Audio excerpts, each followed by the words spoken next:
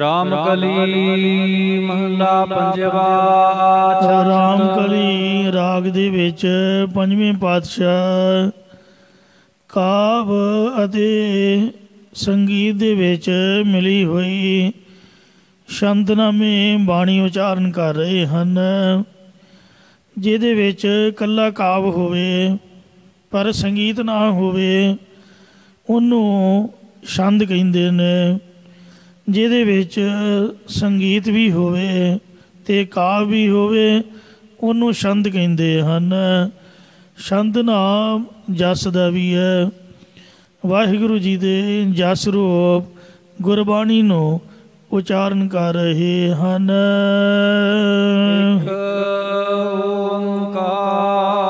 ਇੱਕ ਅਦੁੱਤੀ ਪਰਮੇਸ਼ਰ ਓੰਕਾਰ ਜੋ ਸਰਬ ਦਾ ਪ੍ਰਕਾਸ਼ਕ ਹੈ। ਸਤਿਗੁਰ ਪ੍ਰਸਾਦ ਜੋ ਸਤਿਗੁਰਾਂ ਦੀ ਕਿਰਪਾ ਕਰਕੇ ਪ੍ਰਾਪਤ ਹੁੰਦਾ ਹੈ। ਸਾਜਨੜਾ ਮੇਰਾ ਸਾਜਨੜਾ, ਜੋ ਮੇਰੇ ਮਨ ਦਾ ਵੀ ਸੱਜਣ ਹੈ ਤੇ ਤਨ ਦਾ ਵੀ ਸੱਜਣ ਹੈ, ਬਾਲਕ ਅਵਸਥਾ ਦਾ ਵੀ ਸੱਜਣ ਹੈ, ਜਵਾਨੀ ਦਾ ਵੀ ਸੱਜਣ ਹੈ, ਪਿੱਛੇ ਵੀ ਸੱਜਣ ਸੀ ਹੁਣ ਵੀ ਸੱਜਣ ਹੈ, ਮਾਤਾ ਦੇ ਗਰਭ ਦਾ ਵੀ ਉਹ ਸੱਜਣ ਸੀ ਅਤੇ ਬਾਲਕ ਅਵਸਥਾ ਤੋਂ ਲੈ ਕੇ ਜਵਾਨੀ ਤੱਕ ਵੀ ਉਹ ਸਾਡਾ ਪਿਆਰਾ ਸੱਜਣ ਹੈ। ਖਲੋਇੜਾ ਮੇਰਾ ਸਾਜਨੜਾ, ਇਉਂ ਬਾਣੀ ਦਾ ਵੀ ਸੱਜਣ ਹੈ। ਹਰ ਵਕਤ ਮਨ ਬਾਣੀ ਸਰੀਰ ਕਰਕੇ ਸਾਡੇ ਨੇੜੇ ਹੀ ਖੜਾ ਹੈ ਅਤੇ ਉਹ ਬਿਰਧ ਅਵਸਥਾ ਦਾ ਵੀ ਸੱਜਣ ਸਾਡੇ ਨੇੜੇ ਖੜਾ ਹੈ। ਸਾਡੇ ਕੋਲ ਹੀ ਉਹ ਹਾਜ਼ਰ ਨਾਜ਼ਰ ਹੈ। ਜਾਨੀੜਾ ਹਰ ਜਾਨੀੜਾ, ਉਹ ਹਰੀ ਪਰਮੇਸ਼ਰ ਹੈ, ਸਾਰਿਆਂ ਦੇ ਹਿਰਦੇ ਦੀ ਜਾਣਨ ਵਾਲਾ ਹੈ ਅਤੇ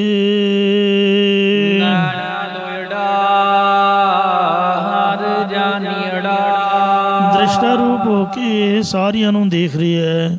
ਉਹ ਸਾਨੂੰ ਵੀ ਦੇਖ ਰਿਹਾ ਹੈ। ਉਹ ਪਿਆਰੇ ਤੋਂ ਪਿਆਰਾ ਪਰਮੇਸ਼ਰ ਸਾਡੀ ਜਾਨ ਜਿੰਦ ਦਾ ਪਿਆਰਾ ਹੈ। ਐਸਾ ਅਕਾਲ ਪੁਰਖ ਵਾਹਿਗੁਰੂ ਹੈ।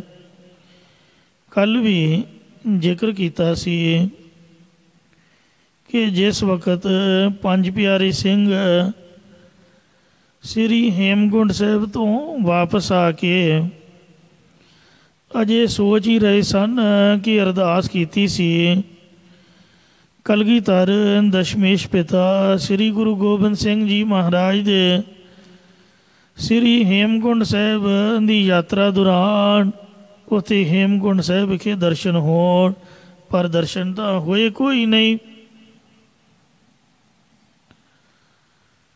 ਜਿਸ ਵਕਤ ਰੀਲ ਧਵਾਈ ਤਾਂ ਉਹਨਾਂ ਨੇ ਇਹ ਵੇਖਿਆ ਕਿ ਜਿਸ ਨਿਹੰਗ ਸਿੰਘ ਨੇ ਹੇਮਕੁੰਟ ਸਾਹਿਬ ਦੇ ਸਰੋਵਰ ਦੀਆਂ ਪਰਿਕਰਮਾ ਕਰਵਾਈਆਂ ਸਨ, ਉਹ ਨਿਹੰਗ ਸਿੰਘ ਦੀ ਫੋਟੋ ਕੈਮਰੇ ਦੇ ਵਿੱਚ ਆਈ ਹੋਈ ਨਹੀਂ। ਜਿਹੜੀ ਸਨੈਪ ਤਿਆਰ ਕੀਤੀ ਸਾਰੀਆਂ ਫੋਟੋਆਂ ਵਿੱਚ ਸਭ ਸਿੰਘਾਂ ਦੀਆਂ ਫੋਟੋਆਂ, ਪਰ ਉਹ ਨਿਹੰਗ ਸਿੰਘ ਦੀ ਫੋਟੋ ਹੈ ਹੀ ਨਹੀਂ। ਤਾਂ ਇਸ ਲਈ ਜ਼ਰੂਰੀ ਨਹੀਂ ਕਿ ਉਹ ਮਹਾਰਾਜ ਆਪ ਦੇ ਅਸਲੀ ਸਰੂਪ ਦੇ ਵਿੱਚ ਦਰਸ਼ਨ ਦੇਵੇ।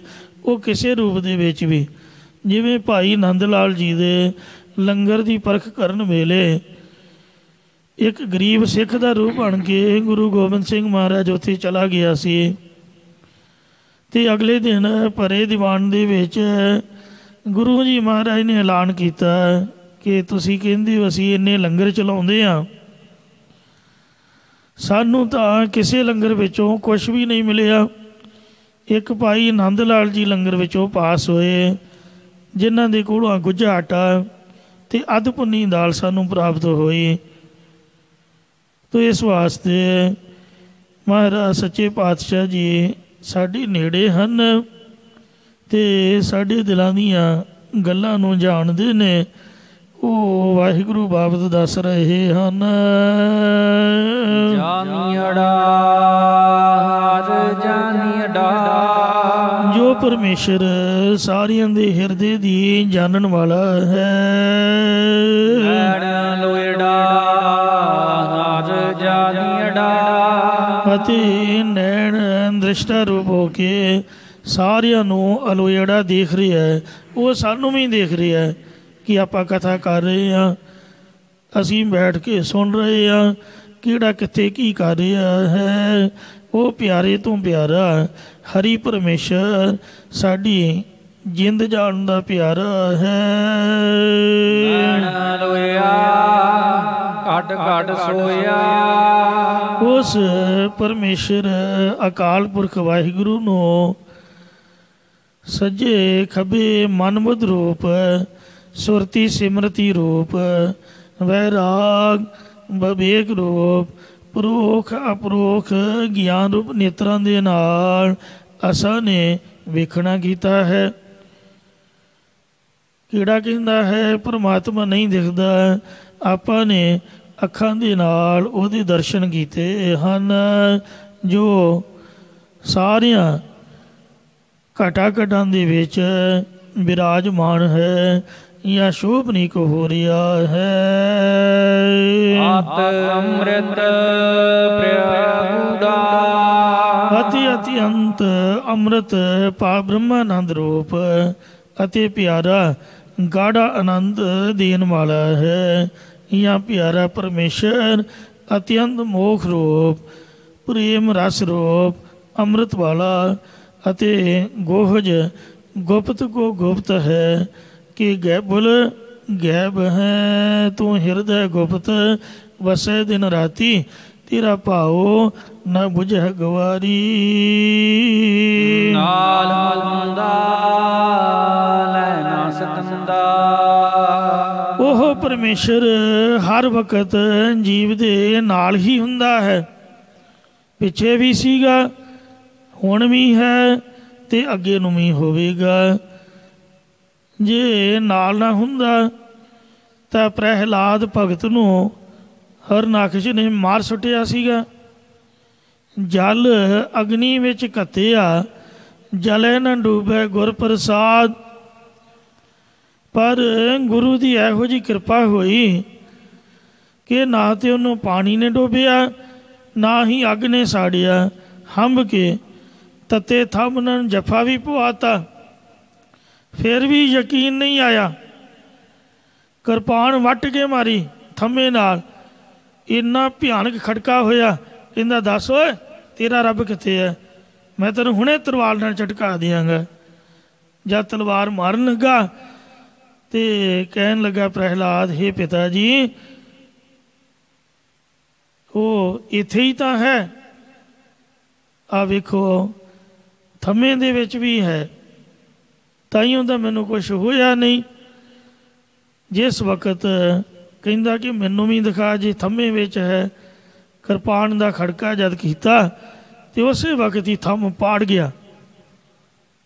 ਹਰਨਾਕਸ਼ ਦੀ ਇਹ ਭਾਵਨਾ ਸੀ ਕਿ ਜੇ ਥੰਮੇ ਵਿੱਚ ਹੈ ਤੇ ਮੈਨੂੰ ਦਰਸ਼ਨ ਦੇਵੇ। ਤਾਂ ਮਹਾਰਾਜ ਨੇ ਥੰਮਲੇ ਦੇ ਵਿੱਚੋਂ ਹੀ ਪ੍ਰਗਟ ਹੋ ਕੇ ਥੰਮ ਪਾੜ ਹਰ ਪ੍ਰਗਟਿਆ, ਨਰਸਿੰਘ ਰੂਪ ਅਨੂਪ ਜੁਗਾਦ। ਨਰਸਿੰਘ ਭਗਵਾਨ ਦੇ ਰੂਪ ਦੇ ਵਿੱਚ ਹਰਨਾਕਸ਼ ਨੂੰ ਦਰਸ਼ਨ ਦਿੱਤੇ, ਜੋ ਪੁਰਾਣੇ ਜਨਮ ਦਾ ਲੈਣ ਦੇਣ ਸੀ ਪੂਰਾ ਕੀਤਾ। ਫਿਰ 12 ਵਾਰ ਉਹਦੇ ਪੂਰੇ ਕਰਕੇ ਪੱਟਾਂ ਦੇ ਲਟਾ ਕੇ ਉਹਦੀ ਮੁਕਤੀ ਕਰ ਦਿੱਤੀ। ਜੇ ਸ਼ਿਵ ਜੀ ਦੇ ਮੰਦਰ ਦੇ ਵਿੱਚ ਭਗਵਾਨ ਸੀ ਤੇ ਤਾਂ ਹੀ ਰੋਂਦੇ ਹੋਏ ਨਾਮਦੇਵ ਨੂੰ ਫੇਰ ਦਿਆ ਦੇਵਰਾ ਨਾਮੇ ਕੋ ਪੰਡਿਯਨ ਕੋ ਪਿਛਵਾਰ ਲਾ, ਮੋਢਾ ਲਾ ਕੇ ਤੇ ਮੰਦਰ ਘੁਮਾ ਕੇ ਮੰਦਰ ਦਾ ਮੂੰਹ ਨਾਮਦੇਵ ਦੇ ਵੱਲ ਕਰਕੇ ਤੇ ਆਖਿਆ, ਇਹ ਭਗਤ ਜੀ ਤੂੰ ਰੋਂਦਾ ਕਿਉਂ ਹੈ? ਆ ਕੌਣ ਤੈਨੂੰ ਆਰਤੀ ਨਹੀਂ ਕਰਨ ਦਿੰਦਾ? ਸੋ ਪ੍ਰਗਟ ਹੋ ਕੇ ਸਾਧ ਸੰਗਤ ਜੀ ਉਹ ਨਾਮਦੇਵ ਨੂੰ ਚੁੱਪ ਕਰਾਇਆ। ਅਜੇ ਵੀ ਉੱਥੋਂ ਦੇ ਪਾਂਡਿਆਂ ਦੇ ਛੋਟੇ ਛੋਟੇ ਬੱਚੇ ਵੀ ਉਹ ਦਿਖਾਉਂਦੇ ਨੇ ਵੀ ਜੋ ਅਸਥਾਨ ਹੈ ਇਹ ਭਗਤ ਨਾਮਦੇਵ ਜੀ ਦਾ ਹੈ। ਅਤੇ ਮੰਦਰ ਦੀਆਂ ਨੀਹਾਂ ਨਹੀਂ ਹਨ, ਉੱਤੋਂ ਦੀ ਘੁੰਮਿਆ ਹੋਇਆ ਹੈ। ਉਹਦਾ ਮੂੰਹ ਜਿਵੇਂ ਬਾਣੀ ਵਿੱਚ ਲਿਖਿਆ ਹੋਇਆ ਕਿ ਪੱਛਮ ਅੱਲੇ ਮੁਕਾਮਾ, ਮੁਸਲਮਾਨ ਮਸੀਤ ਦਾ ਮੂੰਹ ਪੱਛੋਂ ਵੱਲ ਰੱਖਦੇ ਨੇ ਅਤੇ ਪੱਛੋਂ ਵਾਲੀ ਮੂੰਹ ਕਰਕੇ ਨਮਾਜ਼ ਪੜ੍ਹਦੇ ਨੇ। ਅਤੇ ਦੱਖਣ ਦੇ ਹਰੀਕਾ ਪਾਸਾ ਹਿੰਦੂ ਲੋਕ ਮੰਦਰਾਂ ਨੂੰ ਉਹਨਾਂ ਦਾ ਮੂੰਹ ਦੱਖਣ ਵਾਲੇ ਪਾਸੇ ਰੱਖਦੇ, ਪਰ ਉਹ ਸ਼ਿਵ ਜੀ ਦੇ ਮੰਦਰ ਦਾ ਮੂੰਹ ਉਲਟੇ ਪਾਸੇ ਹੈ, ਜਿੱਥੇ ਉਹ ਮੰਦਰ ਘੁਮਾਇਆ ਸੀਗਾ। ਉੱਥੋਂ ਦੇ ਵਸਨੀਕ ਵੀ ਇਹ ਗੱਲ ਦੱਸਦੇ ਹਨ।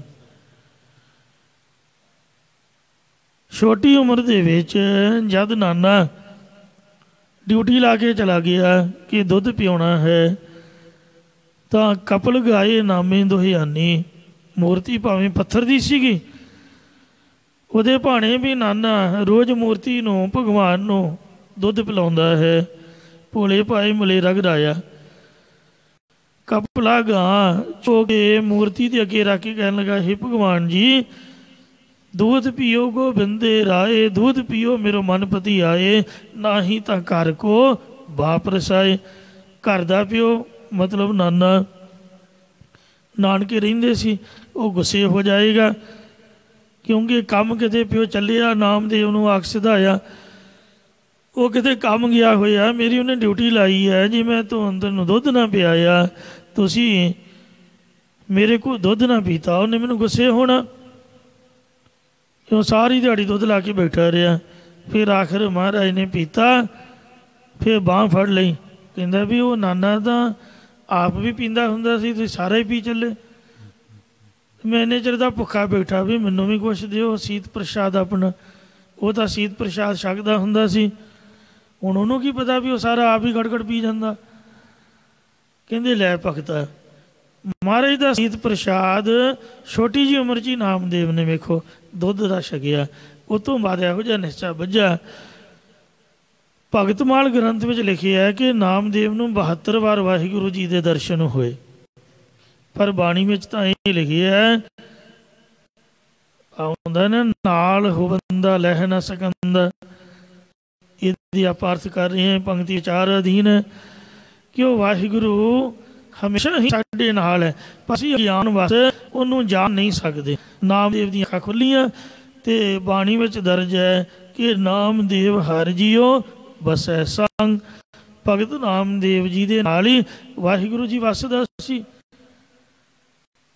ਕਬੀਰ ਸਾਹਿਬ ਜੀ ਨੂੰ ਵੀ ਵੇਖੋ, ਗੰਗਾ ਕੀ ਲਹਿਰ ਮੇਰੀ ਟੁੱਟੀ ਜੰਜੀਰ, ਜਾਂ ਸਿਕੰਦਰ ਬਾਦਸ਼ਾਹ ਨੇ ਬ੍ਰਾਹਮਣ ਅਤੇ ਮੁਲਾਣਿਆਂ ਦੇ ਕਹਿਣ ਤੋਂ ਗੰਗਾ ਦੀਆਂ ਡੂੰਘੀਆਂ ਲਹਿਰਾਂ ਵਿੱਚ ਸੰਗਲ ਬਣ ਕੇ ਸੁੱਟਿਆ ਗਿਆ, ਤਾਂ ਉਸ ਵਕਤ ਵਾਹਿਗੁਰੂ 'ਤੇ ਨਿਸ਼ਚਾ ਹੋਣ ਕਰਕੇ ਮਹਾਰਾਜ ਨੇ ਆਪਦੇ ਹੱਥਾਂ ਨਾਲ ਬੋਝ ਕੇ ਉਹਦੇ ਸੰਗਲ ਸੰਗਲ ਲਾ ਕੇ ਉਹ ਮਾਰੇ। ਅਤੇ ਮਿਰਗਸ਼ਾਲਾ ਪਰ ਬੈਠੇ ਕਬੀਰ, ਮਿਰਗਸ਼ਾਲਾ ਵਿਛਾ ਕੇ ਫੜ ਕੇ ਉਹਦੇ 'ਤੇ ਬਿਠਾ ਤਾ।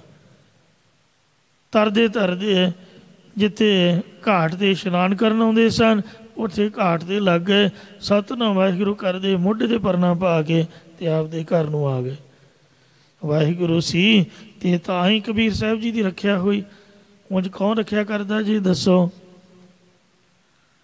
ਸ਼ਾਮ ਦੀ ਕਥਾ ਦੇ ਵਿੱਚ ਬਾਲਾ ਰਾਓ ਅਤੇ ਰੁਸਤਮ ਰਾਓ ਦੀ ਸਾਖੀ ਆਈ ਹੈ ਕਿ ਗੁਰੂ ਗੋਬਿੰਦ ਸਿੰਘ ਸਾਹਿਬ ਜੀ ਮਹਾਰਾਜ ਨੇ ਆਪਦੇ ਸੱਚਖੰਡ ਜਾਣ ਤੋਂ 40 ਸਾਲ ਬਾਅਦ ਬਾਲਾ ਰਾਓ ਅਤੇ ਰੁਸਤਮ ਰਾਓ ਨੂੰ ਆਪਦੇ ਘੋੜੇ ਦੀਆਂ ਰਕਾਬਾਂ ਪਕੜਾ ਕੇ, ਜੋ ਸਤਾਰੇ ਸ਼ਹਿਰ ਦੇ ਵਿੱਚ ਕਿਲ੍ਹਾ ਸੀਗਾ ਜਿੱਥੇ ਸੂਰਜ ਦਿਖਾਈ ਨਹੀਂ ਸੀ ਦਿੰਦਾ, ਉਮਰ ਕੈਦੀ ਇਹ ਰਾਜਪੂਤ ਰਾਜਿਆਂ ਨੂੰ, ਸਾਧ ਸੰਗਤ ਜੀਓ, ਜਿਹੜੇ ਗੁਰੂ ਜੀ ਮਹਾਰਾਜ ਨੂੰ ਜਾਣਦੇ ਤੱਕ ਨਹੀਂ ਸਨ, ਉਹਨਾਂ ਹਿੰਦੂ ਰਾਜਪੂਤ ਰਾਜਿਆਂ ਦੀ ਘੋੜੇ ਦੀਆਂ ਰਕਾਬਾਂ ਪਕੜਾ ਕੇ ਗੁਰੂ ਜੀ ਮਹਾਰਾਜ ਨੇ ਪੂਰਨੇ ਸਤਾਰੇ ਦੇ ਕਿਲ੍ਹੇ ਵਿੱਚੋਂ ਹੈਲੀਕਾਪਟਰ ਦੀ ਤਰ੍ਹਾਂ ਉੱਪਰ ਨੂੰ ਉਠਾ ਕੇ, ਉਡਾ ਕੇ ਬਾਹਰ ਕੱਢ ਕੇ, ਅਤੇ ਮਨਮਾਰ ਜਿੱਥੇ ਗੁਰਦੁਆਰਾ ਸਾਹਿਬ ਰੇਲਵੇ ਸਟੇਸ਼ਨ ਵੀ ਹੈ, ਉਹਨਾਂ ਦੀ ਯਾਦ ਵਿੱਚ ਬਣਿਆ ਹੋਇਆ, ਉੱਥੇ ਪਹਾੜੀ ਦੇ ਉੱਪਰ ਉਤਾਰਿਆ। ਆਖਿਆ ਕਿ ਇਸ ਸਰਗੁਣ ਰੂਪ ਦੇ ਦਰਸ਼ਨਾਂ ਦੀ ਅੱਜ ਤੋਂ ਬਾਅਦ ਖਿੱਚ ਨਹੀਂ ਕਰਨੀ, ਵਾਹਿਗੁਰੂ ਵਾਹਿਗੁਰੂ ਜਪਣਾ ਹੈ। ਇਹ ਸਾਡਾ ਅਸਲੀ ਰੂਪ ਨਹੀਂ ਹੈ।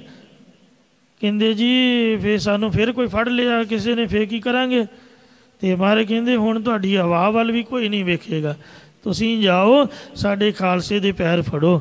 ਸੱਚਖੰਡ ਹਜ਼ੂਰ ਸਾਹਿਬ ਸਾਡਾ ਖਾਲਸਾ ਬਿਰਾਜਮਾਨ ਹੈ, ਉਹਨਾਂ ਕੋਲੋਂ ਅਰਦਾਸ ਕਰਾਓ, ਉਹ ਤੁਹਾਡਾ ਰਾਜ ਭਾਗ ਕਾਇਮ ਕਰਨਗੇ। ਨਾਲੇ ਸਾਡਾ ਸੁਨੇਹਾ ਦਿਓ ਕਿ ਅਸੀਂ ਕਿਤੇ ਵੀ ਨਹੀਂ ਗਏ ਹੋਏ, ਅਸੀਂ ਹਾਜ਼ਰ ਹਜ਼ੂਰ हैं कि हाजिर हजूर हैं कि जाहिर जहूर हैं। हजूर साहब नाम ही ਤਾਂ है कि महाराज ਉੱਥੇ ਹਾਜ਼ਰ ਨਾਜ਼ਰ ਹੈ, ਪ੍ਰਗਟ ਹੈ। ਫਿਰ ਉਹ ਤਖਤ ਸਾਹਿਬ ਦੇ ਉੱਪਰ ਗਏ, ਖਾਲਸੇ ਕੋਲੋਂ ਅਰਦਾਸ ਕਰਵਾਈ ਅਤੇ ਜੋ ਮਾਤਾ ਭਾਗੋ ਜੀ ਸਨ ਉਹਨਾਂ ਨੂੰ ਆਪ ਦੀ ਮਾਂ ਬਣਾ ਕੇ ਆਖਿਆ ਚਲੋ ਮਾਤਾ ਜੀ ਅਸੀਂ ਤੁਹਾਡੀ ਸੇਵਾ ਕਰਾਂਗੇ, ਨਾਲੇ ਸਾਨੂੰ ਕਥਾ ਸੁਣਾਇਓ, ਗੁਰੂ ਗੋਬਿੰਦ ਸਿੰਘ ਜੀ ਦੀਆਂ ਸਾਖੀਆਂ ਸੁਣਾਇਓ ਅਤੇ ਨਾਲੇ ਭਜਨ ਬੰਦਗੀ ਗੁਰਬਾਣੀ ਦਾ ਪਾਠ ਸੁਣਾਇਓ, ਕਿਉਂਕਿ ਬਾਣੀ ਸੁਣਨ ਦੇ ਆਦੀ ਹੋ ਗਏ ਸਨ। ਪਹਿਰੇਦਾਰ ਸਿੰਘ ਕੋਲੋਂ ਡੇਲੀ ਸੁਖਮਨੀ ਸਾਹਿਬ ਸੁਣਦੇ ਰਹੇ, ਤਾਈਓਂ ਤਾਂ ਗੁਰੂ ਸਾਹਿਬ ਦੇ ਚਰਨਾਂ ਦੀ ਸ਼ਰਧਾ ਬੱਝੀ। ਸਤਿਗੁਰ ਸਿੱਖ ਕੇ ਬੰਧਨ ਘੱਟ ਹੈ, ਗੁਰ ਕਾ ਸਿੱਖ ਵਿਕਾਰ ਤੇ ਹਟ ਹੈ। ਜੇ ਗੁਰੂ ਦਾ ਸਿੱਖ ਵਿਕਾਰਾਂ ਤੋਂ ਹਟ ਜਾਏ, ਅਸੀਂ ਵਿਕਾਰ ਨਹੀਂ ਛੱਡਦੇ, ਨਾ ਤਾਂ ਕਾਮ ਛੱਡਦੇ ਹਾਂ ਨਾ ਕ੍ਰੋਧ ਛੱਡਦੇ ਹਾਂ। ਕਾਮ ਨਾ ਵਿਸਰਿਓ, ਕ੍ਰੋਧ ਨਾ ਵਿਸਰਿਓ, ਲੋਭ ਨਾ ਛੁਟਿਓ ਦੇਵਾ, ਨਾ ਲਾਲਚ ਛੱਡਦੇ ਹਾਂ, ਤਾਂ ਹੀ ਸਾਡਾ ਕੁਛ ਬਣਦਾ ਨਹੀਂ। ਉਸ ਤਰ੍ਹਾਂ ਦੀ ਅਵਸਥਾ ਸਗੋਂ ਨਿਗਰਦੀ ਜਾਂਦੀ ਹੈ, ਤਾਂ ਨੂੰ ਜਾਣ ਦੀ ਬਜਾਏ ਮੱਤ ਗੱਟੀਆਂ ਵਿੱਚ ਵੜਦੀ ਜਾਂਦੀ ਹੈ। ਤੇ ਇਸ ਲਈ ਕਾਮ ਨਾ ਵਿਸਰਿਓ, ਕ੍ਰੋਧ ਨਾ ਵਿਸਰਿਓ, ਲੋਭ ਨਾ ਛੁਟਿਓ ਦੇਵਾ, ਪਰ ਨਿੰਦਾ ਮੁਖ ਤੇ ਨਹੀਂ ਛੁਟੀ। ਫਲਾਣਾ ਮਾੜਾ ਫਲਾਣਾ ਚੰਗਾ, ਜਿਹਦੇ ਨਾਲ ਸਾਡੀ ਨਹੀਂ ਬਣੀ ਉਹ ਸਾਡੇ ਲਈ ਮਾੜਾ, ਜਿਹਦੇ ਨਾਲ ਬਣ ਗਈ, ਜਿਹਨੇ ਸਾਨੂੰ ਪੈਸੇ ਦੇ ਦਿੱਤੇ, ਉਹ ਸਾਡੇ ਲਈ ਬਹੁਤ ਚੰਗਾ ਹੈ। ਇਸ ਤਰ੍ਹਾਂ ਨਿੰਦਿਆ ਚੁਗਲੀ ਦੇ ਵਿੱਚ ਅਸੀਂ ਆਪ ਦੀ ਪੜ੍ਹੀ ਹੋਈ ਬਾਣੀ ਸਾਧ ਸੰਗਤ ਜੀ ਉਹ ਫਲ ਖਤਮ ਕਰ ਦਿੰਦੇ ਆ। ਇਸ ਲਈ ਮਨ ਨੂੰ ਸ਼ਾਂਤੀ ਨਹੀਂ ਆਉਂਦੀ ਹੈ। ਪਰ ਨਿੰਦਾ ਮੁਕਤੇ ਨਹੀਂ ਛੁੱਟੀ, ਨਿਫਲ ਭਈ ਸਭ ਸੇਵਾ, ਸੇਵਾ ਦਾ ਫਲ ਵੀ ਖਤਮ ਹੋ ਜਾਂਦਾ ਨਿੰਦਿਆ ਕਰਨ ਦੇ ਨਾਲ। ਤੋ ਜੇ ਵਿਕਾਰ ਤੋਂ ਹਟ ਜਾਏ ਗੁਰੂ ਦਾ ਸਿੱਖ ਤੇ ਆਪੇ ਹੀ ਸਤਿਗੁਰੂ ਸਿੱਖ ਦੇ ਬੰਧਨ ਕੱਟ ਦੇਵੇ। ਪ੍ਰਤੱਖ ਵੀ ਮੋਹ ਮਾਇਆ ਦੇ ਵੀ ਇਉਂ ਬੜੇ ਪਿਆਰ ਪ੍ਰੇਮੀ ਬਣ ਗਏ ਸਨ ਸੇਵਾ ਸਿਮਰਨ ਦੇ। ਮਾਤਾ ਭਾਗੋ ਜੀ ਨੂੰ ਆਪਦੇ ਨਾਲ ਜਨਵਾੜਾ ਸ਼ਹਿਰ ਵਿਖੇ ਲੈ ਕੇ ਗਏ ਅਤੇ ਮਾਤਾ ਜੀ ਰਾਤ ਨੂੰ ਉਹਨਾਂ ਦੇ ਕਿਲ੍ਹੇ ਦੇ ਵਿੱਚ ਜੋ ਸੋਹਣੇ ਮਹੱਲਾ 'ਚ ਆਸਣ ਕਰਾਇਆ ਉੱਥੇ ਬਿਰਾਜਮਾਨ ਹੁੰਦੇ ਅਤੇ ਦਿਨ ਚੜ੍ਹੇ ਜਿੱਥੇ ਗੁਰਦੁਆਰਾ ਸ੍ਰੀ ਨਾਨਕ ਝੀਰਾ ਸਾਹਿਬ ਹੈ ਉੱਥੇ ਆ ਜਾਂਦੇ, ਇਸ਼ਨਾਨ ਪਾਣ ਕਰਕੇ ਸਰੋਵਰ ਦੇ ਕੰਢੇ 'ਤੇ ਵਿਚਰਦੇ ਰਹਿੰਦੇ, ਬੰਦਗੀ ਕਰਦੇ ਰਹਿੰਦੇ। ਇਉਂ ਉੱਥੇ ਸਾਰੇ ਬਿਦਰ ਸ਼ਹਿਰ ਦੇ ਵਿੱਚ ਗੁਰਮਤਿ ਦਾ ਪ੍ਰਚਾਰ ਕਰਦੇ ਰਹੇ ਅਤੇ ਉੱਥੇ ਜਨਵਾੜੇ ਮਾਤਾ ਜੀ ਦਾ ਸਥਾਨ ਬਣਿਆ ਹੋਇਆ, ਉੱਥੇ ਹੀ ਸੱਚਖੰਡ ਗਮਨੋਂ ਕੀਤਾ। ਇਹ ਬਕਾਇਦਾ ਸਾਡਾ ਇਤਿਹਾਸ ਹੈ, ਕੋਈ ਮਨ ਘੜਤ ਸਾਖੀ ਨਹੀਂ ਹੈ। ਜਨਵਾੜੇ ਵੀ ਗੁਰਦੁਆਰਾ ਸਾਹਿਬ ਹੈ ਉਹਨਾਂ ਦੇ ਕਿਲ੍ਹੇ ਵਿੱਚ, ਅਤੇ ਮਨਮਾੜ ਵੀ ਗੁਰਦੁਆਰਾ ਸਾਹਿਬ ਹੈ। ਜੇ ਗੁਰੂ ਗੋਬਿੰਦ ਸਿੰਘ ਸਾਹਿਬ 40 ਸਾਲ ਸੱਚਖੰਡ ਜਾਣ ਤੋਂ ਬਾਅਦ ਉਹਨਾਂ ਰਾਜਪੂਤ ਰਾਜਿਆਂ ਨੂੰ ਦਰਸ਼ਨ ਦੇ ਕੇ ਅਤੇ ਕਿਲ੍ਹੇ ਵਿੱਚੋਂ ਛਡਾ ਸਕਦਾ, ਆਪਾਂ ਕਿਵੇਂ ਕਹਿ ਸਕਦੇ ਹਾਂ ਵੀ ਮਹਾਰਾਜ ਹਾਜ਼ਰ ਨਾਜ਼ਰ ਨਹੀਂ? ਜੇ ਹੈ ਤਾਂ ਦਿਖਾਓ।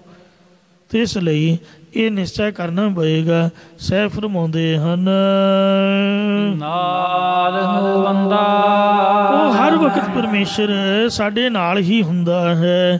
ਪਿੱਛੇ ਵੀ ਸੀਗਾ, ਹੁਣ ਵੀ ਹੈ ਅਤੇ ਅੱਗੇ ਨੂੰ ਵੀ ਹੋਵੇਗਾ। ਲਹਿ ਨਾ ਸਕੰਦਾ, ਹੁਣ ਸਵਾਲ ਇਹ ਪੈਦਾ ਹੁੰਦਾ ਵੀ ਸਾਨੂੰ ਦਿਖਦਾ ਕਿਉਂ ਨਹੀਂ?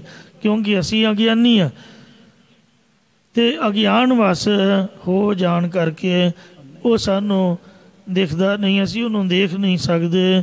ਬੁੱਲਿਆ ਰੱਬ ਤੈਥੋਂ ਵੱਖ ਨਹੀਂ, ਪਰ ਤੇਰੀ ਵੇਖਣ ਵਾਲੀ ਅੱਖ ਨਹੀਂ। ਸੁਆਉ ਨਾ ਜਾਣੈ ਮੂੜਾ, ਫਿਰ ਦੂਜੀ ਗੱਲ, ਅਸੀਂ ਮੂਰਖ ਬਣੇ ਹੋਏ ਹਾਂ, ਵਿਕਾਰ ਜੋ ਭੋਗ ਰਹੇ ਹਾਂ। ਵਿਕਾਰੀ ਜੀਵ ਹੋਣ ਕਰਕੇ ਮੂਰਖ, ਉਹਦੇ ਨਾਮ ਦਾ ਸਵਾਦ ਜਾਣਿਆ ਹੀ ਨਹੀਂ। ਰਸਾਂ ਕਸਾਂ ਦੇ ਵਿੱਚ ਪਹਿਨਣ ਭੋਗਣ ਖਾਣ ਪੀਣ ਦੇ ਵਿੱਚ ਪਏ ਹੋਏ ਆ, ਰਸ ਸੋਏ ਨਾ। ਅੰਮ੍ਰਿਤਧਾਰੀ ਹੋ ਕੇ ਵੀ ਸੋਨੇ ਦੀ ਛਾਪ ਨਹੀਂ ਛੱਡੀ, ਕੜਾ ਨਹੀਂ ਸੋਨੇ ਦਾ ਪਾਉਣਾ ਛੱਡਿਆ, ਬਲਕਿ ਮਹਾਰਾਜ ਨੇ ਸੋਨੇ ਦਾ ਕੜਾ ਵਗਾਹ ਮਾਰਿਆ ਸੀ ਨਦੀ 'ਚ। ਕਮੇਟੀਆਂ ਪਾਉਣੀਆਂ ਸੁਨਿਆਰਿਆਂ ਕੋਲੋਂ, ਉਹਨਾਂ ਕਿਹੜਾ ਪੈਸੇ ਦੇਣੇ, ਉਹਨਾਂ ਕਹਿਣਾ ਸੋਨਾ ਲੈ ਲਓ, ਜੇ ਪਾਉਣਾ ਨਹੀਂ ਫਿਰ ਲੈਣਾ ਕਿਉਂ ਹੈ। ਤੋ ਇਸ ਲਈ ਰਸ ਸੋਇਨਾ ਰਸ ਰੂਪਾ ਕਾਮਣ, ਚਾਂਦੀ ਦਾ ਰਸ ਹੈ, ਘਰ ਵਾਲੀ ਇਸਤਰੀ ਦਾ, ਬੇਗਾਨੀਆਂ ਇਸਤਰੀਆਂ ਦਾ ਰਸ, ਗੱਲਾਂ ਮਾਰੀ ਜਾਣੀਆਂ, ਸੁਣੀ ਜਾਣੀਆਂ, ਵੇਖੀ ਜਾਣਾ, ਇਹ ਵੀ ਤਾਂ ਇੱਕ ਰਸ ਹੀ ਹੈ।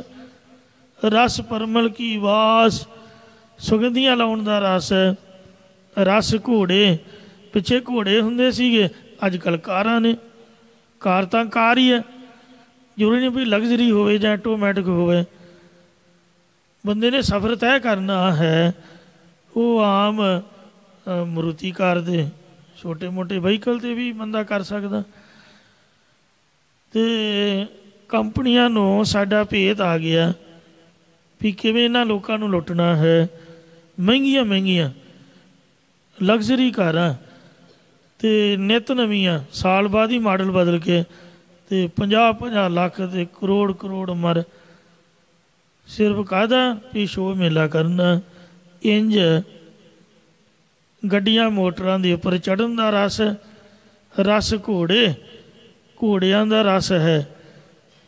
ਰਸ ਸੇਜਾ ਮੰਦਰ, ਸੋਹਣੀਆਂ ਸੋਹਣੀਆਂ ਕੋਠੀਆਂ, ਸੋਹਣੇ ਸੋਹਣੇ ਮਕਾਨਾਂ ਦਾ ਰਸ ਹੈ। ਸੇਜਾ 'ਤੇ ਸੌਣ ਦਾ ਰਸ ਹੈ। ਰਸ ਮਿੱਠਾ ਖਾਣ ਦਾ ਰਸ ਹੈ। ਅਤੇ ਰਸ ਮਾਸ ਖਾਣ ਦਾ ਰਸ ਹੈ। ਤੋ ਇੰਝ ਆਪਦੀ ਜ਼ੁਬਾਨ ਨੂੰ ਨਹੀਂ ਰੋਕ ਸਕੇ, ਇੰਦਰੀ ਨੂੰ ਵਸ ਨਹੀਂ ਕਰ ਸਕੇ।